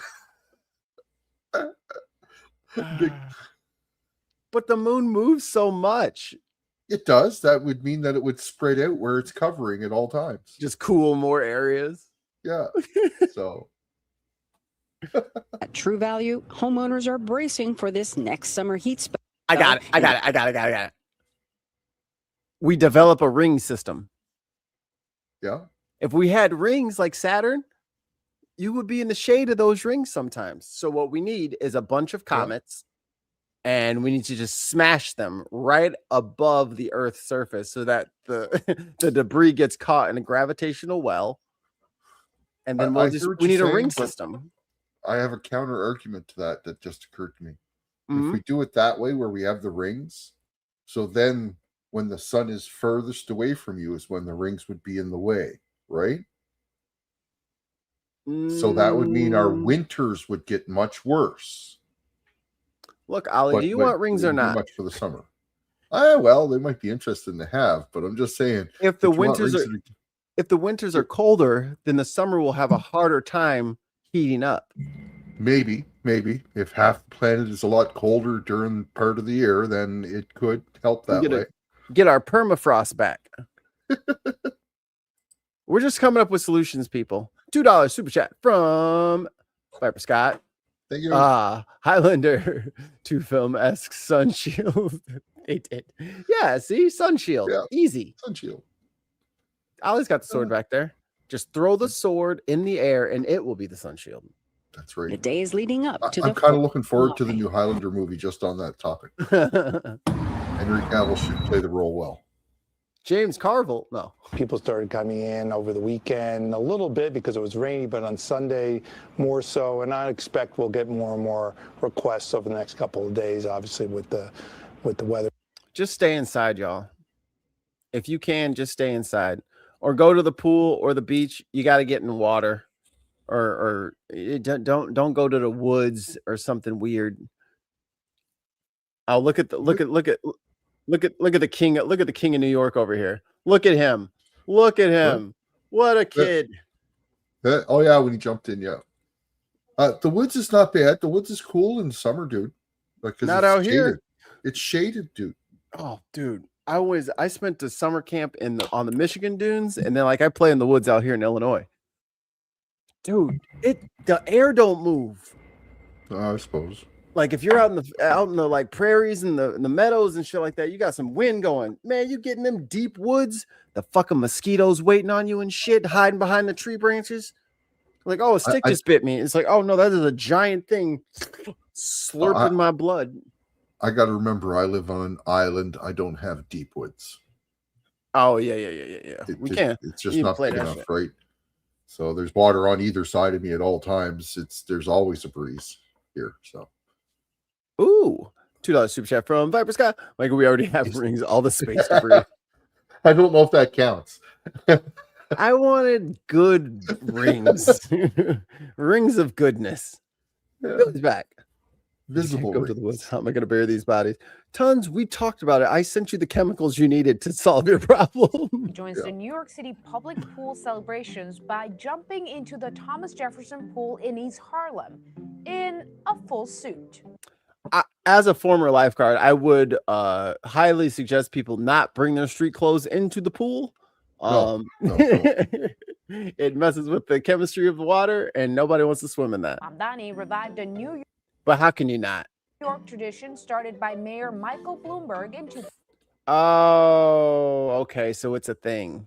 The ceremonial pool jumps to mark public pool season opening was skipped by two previous New York City mayors, Bill de Blasio and Eric Adams. Nerds. Too cool to jump in the pool with your suit on. Nerds. Well, I don't think the thing is to jump in with the suit on, just fully clothed. Jump in. Could be your summer's clothes, relaxed clothes, because that first guy that they showed, de Blasio, was just in the t-shirt. Maybe he had trunks on too. He was just going swimming. He just didn't want to have his shirt off. Take your shirt off. Is it Mamdani's first suited dip? Oh my God! It's just this motherfucker is a dry cleaning menace. Is what this is. Is it the same suit? Does he have a suit that he swims in? He has a wetsuit. Mamdani's first suited dip. He wore one during the polar bear plunge in Coney Island during his mayoral campaign. Bro, he is crazy. Have you ever tried the polar bear plunge? Yeah, I've done it once. I did it once too. I'll never do it again. Yeah, that I'm was good. Fucking cold, man. I understand that this is exactly what it sounds like, and I also understand that this is a terrible idea. Yeah, I do not like this. Is unpleasant in every way I can think of. That was one of the peer pressure things that at camp did not work. Mayor Zohran Mamdani. Oh, I was in the military at the time. We were just all celebrations by jumping into the Thomas Jefferson pool in East Harlem in a full suit. Mamdani revived a New York tradition I didn't mean to restart by it. Mayor Michael Bloomberg in 2003. The ceremonial pool jumps to mark public pool that's a nice suit. opening was Nice skipped charcoal. by two previous New York City mayors, Fits Bill well. de Blasio and Eric Adams. But this isn't Mamdani's first suited dip. Yeah, that's off He the wore rack. one during the polar bear plunge. Yeah, that's in off the Coney rack. Island Look at during it. his It's mayoral huge. campaign. So whether it's in a pool, on a city bike ride, or even while repping the Knicks, you can count on Mamdani to don his formal fit. Mayor's Yo, he's crushing. He is working out well, I find. They were so mad at him, and he doesn't know, and he's gonna diss, and he'll never be able to. Well, he's doing it. Yep. He's doing it. He's got goals, and he's working his way towards the goals, and he's actually making progress. So, good luck. Right. I hope he gets there. And I think step by step it's getting there. And I think once people start to receive some of the services and receive some of those benefits, it's going to be Mama Bear and the Cubs. Like, you're never going to separate those things from people. And that's why they never wanted to give them to people in the first place, because you're never going to be able to take them away. You never, like, if there's a free ice cream in the fucking break room and then you want to be the fucking new manager to get rid of it, you think people are going to fucking like you after that? Yeah. Yeah. No. Yeah. Can they afford the ice cream machine? Yeah. Could they do other things? Yeah, probably. But this is what everybody decided. Everybody voted for a free ice cream machine in the break room. And now you want to take it away. Yep. Nah, that's a hard sell. No, actually, we don't need ice cream. Ice cream is stupid. Oh, okay. No, ice cream is delicious. Well, I don't vote for that guy to be our new boss if he's going to take away the ice cream machine. That's right. I don't want him anywhere near the ice cream machine. Native Land Pod. The racists are racisting. Yeah, that's what I mean. They're scared. That's what it is. Yeah. Oh yeah. They are terrified. Mike, the Speaker of the House there said it pretty much out loud the other day. The Democrats get in, everybody's going to be fucking investigated. Yes, right? Because of all the crimes. Because it's all crime. You know they're going to look into our illegal activity. We never do that. What, Mike? What'd you say? Yeah. I'm sorry. It sounded like you kind of confessed to a bunch of crimes just now. You kind of did. Or not confessing to the crimes itself, but confessing to covering them up. Right. All right. So I normally don't do this, but this has to happen because my ADD will not allow us to go further.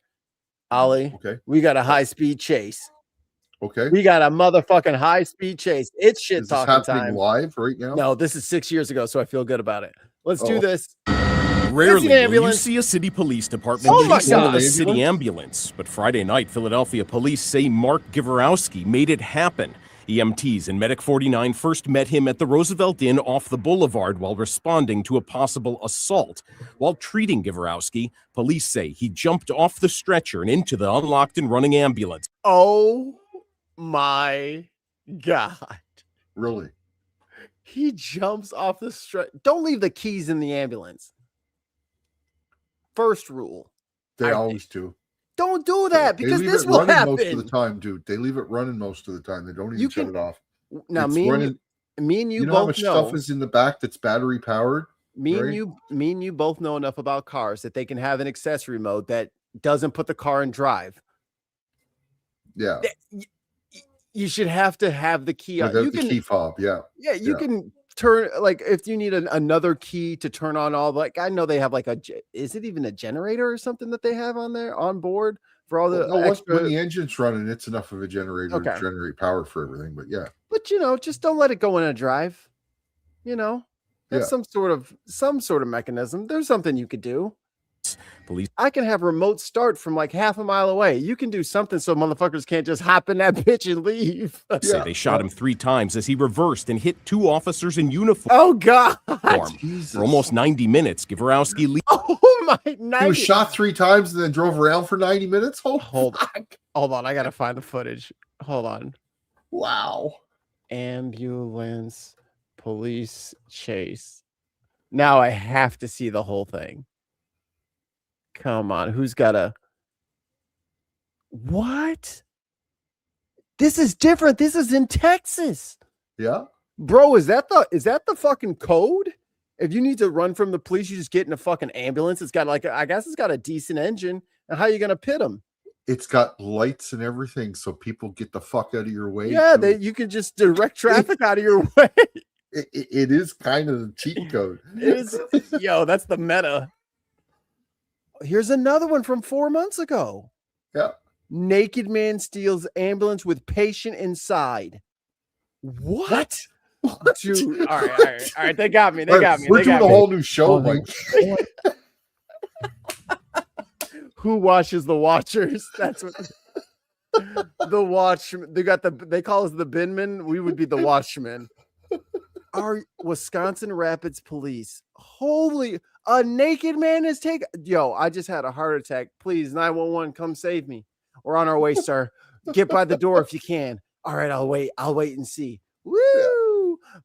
Thank God you guys are here. Let me get on the stretcher. Oh, thanks for putting me in the back of the ambulance. This stretcher is sure is. Guys? Who's driving? Guys! What? Guys! Who is that? Guys! Wait, was that an ass cheek? What the fuck? Hello? Why do I see your balls? Let me out. Let me out. I'm a wily coyote out the back of this thing on this gurney if you don't fucking stop. Wily coyote out this bitch. We're rocket skates to the hospital if I had to. Fuck this. Yo, a naked dude stealing an ambulance was not on my bingo card. Oh, my eyes. I can't see. I can't see anything. Oh. Not a naked dude. You just look. No. Stinky baby. This happened in central Wisconsin. Yes, the ambulance did have a patient in the back along with 2 paramedics that were trying to provide care to that person at the time. So they're in there working on the motherfucker and a naked man jumps in. It's snow outside, Ollie. Yeah. Where the fuck did a naked guy come from? He better have taken his clothes off in the ambulance. Don't tell me there was a dude naked running through the snow. Well, you know, maybe he was already being chased by the police and he was already naked, right? or actually, no. You know what happened? All right, husband came home from work and he had to jump the fuck out the window, and that was the first vehicle he saw and just said, "Fuck it, I'm going." Honey, I'm home. Oh, I'm having a heart attack. Replay the scenario from earlier. Meanwhile, dumbass had jumped out the window to ride in the air. Now, this all happened. This is not the Tuesday I expected. Tuesday evening at about 5:30. An 18-mile chase. The Wisconsin Rapids Fire Department was the first to respond. Now, in the video, you can see dash camera video of the chase. You can't pit him. No. Oh, he can drive to the airport. Going through a small town. It eventually goes down a gravel road. All right, I'm going to turn this down. That siren's going to blow my eardrums out. I don't think they're turning them off. No. Look at that. Oh, he was out of there. He tried to leave. He just drove home. I mean, look how far that is. I tell you, he was over at somebody's house cheating and jumped the fuck out the window and stole the ambulance. That's exactly what he did. In snow, don't things disappear? Yeah. I mean, but clearly, if you're running around butt-ass naked stealing ambulances, a couple of wires have disconnected. So something's gone wrong someplace. So who knows? That's for sure. Who knows if it shrank or not? Who knows? It might be ready for action, as they say, which is far more terrifying, if I'm being honest. Like, what are the paramedics doing right now while he stole the ambulance? Are they just staying in the back and ignoring him? Do they not have a way to get in the front? I think there's the little push through, like the conversion van, right? I would hope so. In that square box ambulance, yeah, it could be a wall that can be shut and locked from the driver's side. You know that? Dave says, drive to the mall, run through the food court, poof, gone. Right. Just be naked at the mall. They'll never find you. They'll never find you. No, he can put on some clothes. Yeah, run into a clothing store. There you go. That's what the naked man's doing. He's trying to get to the clothing store. It's 18 miles away. Will he make it? But they can't pit. I was gonna say they can't pit the ambulance. There's a patient in there. Yeah, there's innocent people in the back. They can't possibly. So it's it's like a mobile hostage situation. And on top of that, honestly, a vehicle that size, you try and pit it, you're the one moving, not it. You're gonna break Right? your front axle. Is Yeah. what's gonna happen. That weight, if it gets its weight up, like if you get up under it, and its weight sits on you, you're cooked. It's that thing. That girl is thick. A47. I think those are like E350s, right? I don't know. It's varies. It's We'll have to see when they actually catch up to them. But I'll take a look. I think those are E350s under there. So they're what would be like a tow truck with dualies or something like that. But it's Pretty just hauling the medical equipment and stuff. It's got an box on it instead of the tow rig. Yeah.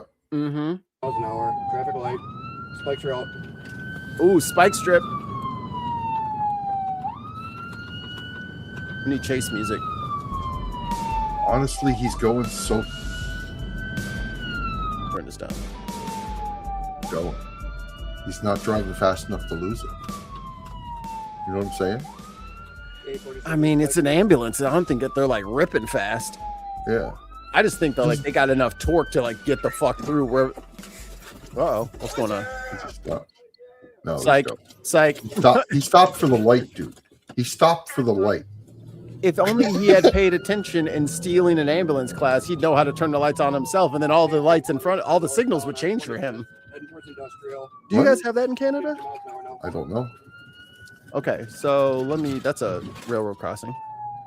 We'll skip. You're forward saying that lights will have a sensor to detect an ambulance coming? Yes, exactly. It's very possible. It's not something I've ever investigated or thought about. Yeah, for us on top of on the roof of the ambulance, they have like, or maybe on top of the cab or wherever, but there's a beam going out there. So when they turn on Zero, shut your ass up. When they turn on their emergency lights, it lets all of the smart lights, those in the intersections, it lets them know that they're coming. So the direction that they're going turns green and the sides turn red. So if you're waiting to turn left and a motherfucking ambulance comes from your right or left, guess what you're doing? Nothing, because it resets the light cycle and you're not going anywhere. Because it's just going to change the light for them to manually stop all of us. But now we're getting over into the oh, this was a mistake. All right. First mistake. Leaving the city. Leaving the city was a mistake. Oh, he's picking up speed. Oh, they're probably bouncing around in the back, fucking shitting bricks right now. Zero. Speed 65 miles an hour. No traffic. Coming up to angle here shortly. Oh. Yeah, dude. How do you even jump out now? He's going so fast. Hey, when he stopped at the red light, y'all should have fucking jumped out the back. Yeah, they could have. Yes, Canada does, but not in all provinces yet. It's being expanded through the country as we're talking about now. So. Naked ambulance driver 3, the spike strip deployed. Oh, no. Strip deployed. Get the spike out of there. Just strip deployed because of the naked. Yeah.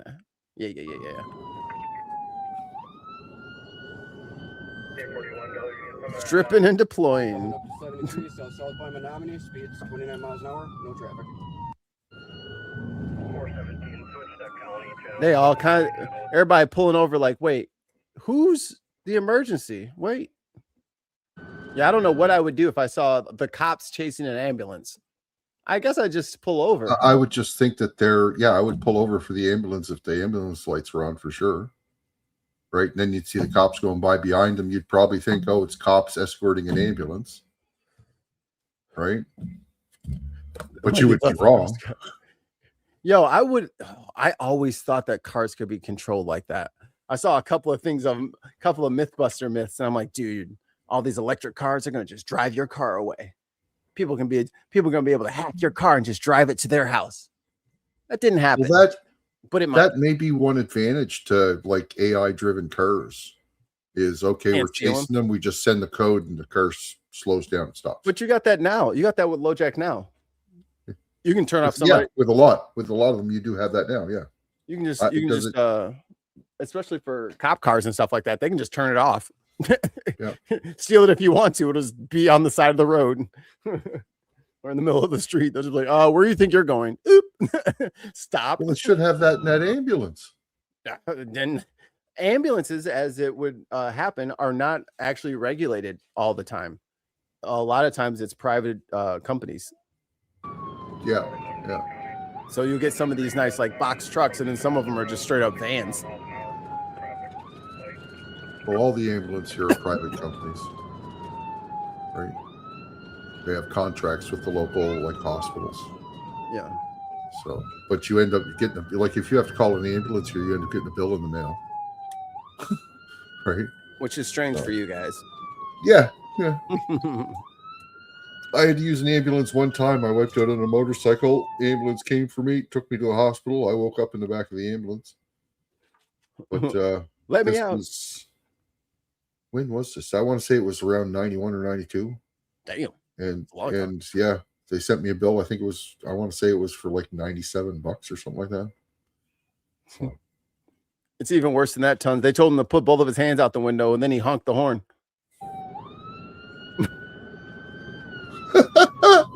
Meep, meep.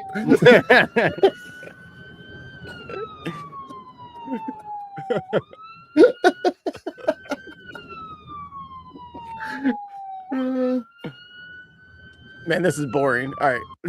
Yeah. No, the actual chase is boring. Did they get him? How does it end? Did he wreck it? He's in a field. He's in a field. Bro, don't tell me you tried to go off-road after There he goes. Yeah. It looks like he actually tried to drive off the road there. He's going through the field. Yeah. This is after he did the spike strip. That'll be the end of him. Tires won't take that.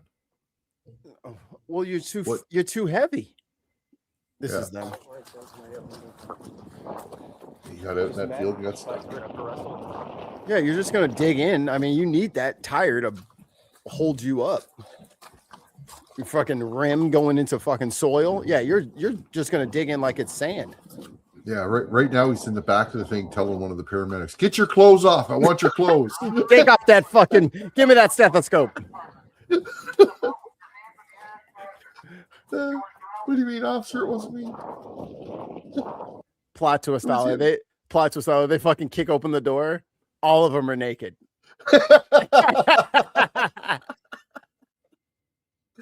All of them are naked. The one of them's got a camera. It's like, what were you guys recording?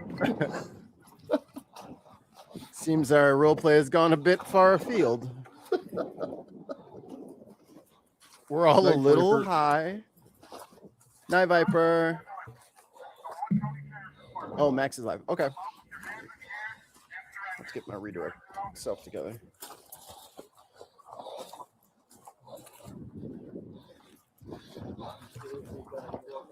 What's up, Brian?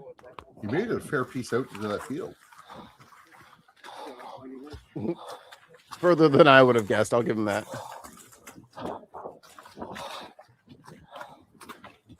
Why didn't y'all drive up there?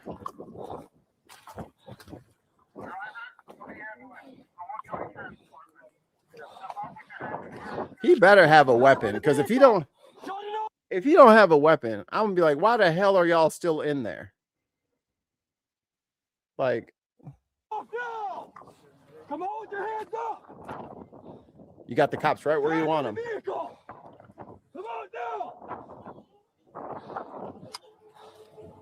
Yes, why are the paramedics and everybody else still in there? Yeah, get out. Open the door. Hands, do it now. Come on now. Hands up. Hands up. Oh my God. Hands up. Oh my God. Hands down. Oh, they're gonna lay him in the. Oh. Enjoy your muddy breakfast. Dick in the dirt. Oh shit. And with your spirit. What? His spirit? Oh yeah, he's having a mental health crisis. Okay, guys, you gotta take your medicine. All right. Yep. Because imagine blacking out and then they show you that. Yeah, you did this. Really? Holy fuck. Oh God. At least I didn't do it naked. Keep watching. No. Not like this. Not again. All right. It is chicken nugget time and maybe some we got apples, so maybe do some chicken and apples. Maybe a little strawberry cut fruit action. Apple slices and strawberry. Yeah. There you go. Kiddo loves that shit. And then me, I'm gonna eat like ramen. Ooh, we made loaded fries last night. Loaded fries? What are loaded fries? We took some sloppy Joe. Oh yeah, that'd be good. Threw that on there. A little melted cheese. Yeah, that's very similar to Fries with the Works. Honestly, the only difference. Yeah, that's what I meant to say. The only difference would be gravy instead of the tomato-based sauce. Yeah, yeah. Good shit. All right, kiddos. It's been fun. It's been real. I'm gonna see you guys tomorrow. Sounds like me and Tim are doing the food show. Yeah, we're gonna do the food show because apparently the World Cup food reactions are viral and plentiful. So we're gonna harvest some of those tonight so we can watch them in the morning. Shoot me an invite. I'll show up too. Oh yeah, you're off tomorrow. Cool. I'm off tomorrow because it's Canada Day. Yeah. Pop, as I always say. Made a sloppy Joe cheese toasty once. It was amazing. All right, here's one final. Where's my daughter doing? Kira. Sloppy Joe stuff can go on anything. Put it on mashed potatoes. Put it on French fries. Here's what you do. Go to the bakery at your store, right? Get yourself a baguette. You hear me? Cut it in half horizontally. Bisect it horizontally. Then what you're going to do is you're going to cut a little slit. You're going to scoop a little bit of the bread out because everything won't fit. You're going to load that bitch up with sloppy Joe. And then what you're going to do is you're going to put some mozz on that bitch. Oh, yeah. And you're going to tuck that homeboy back in the oven for about 4 or 5 minutes. Let it get a little bubbly and crusty. Sprinkle that bitch with some Italian herbs and spices. Brother, man, you're in a fucking... Sloppy Joe subs. Oh, you're in a brave new world. You're in a Sloppy brave new Joe world. Subs. I completely understand that. That makes 100% sense to me. The little boats they call them. They're amazing. Do that with your sloppy Joes and drink water today, guys. Please drink water. We need it today. You got to drink water today. I know you normally don't, but today I need you to. Please. We're gonna get out of here. We'll see you tomorrow for the food show. Ollie will be with us. Tim will be with us. And I have to go chase my daughter who's messing up the house that I literally just cleaned up yesterday. Please stop. She's broken containment and now she's having fun. So for all of us here at the Bitten Podcast Network, remember to drink your meat.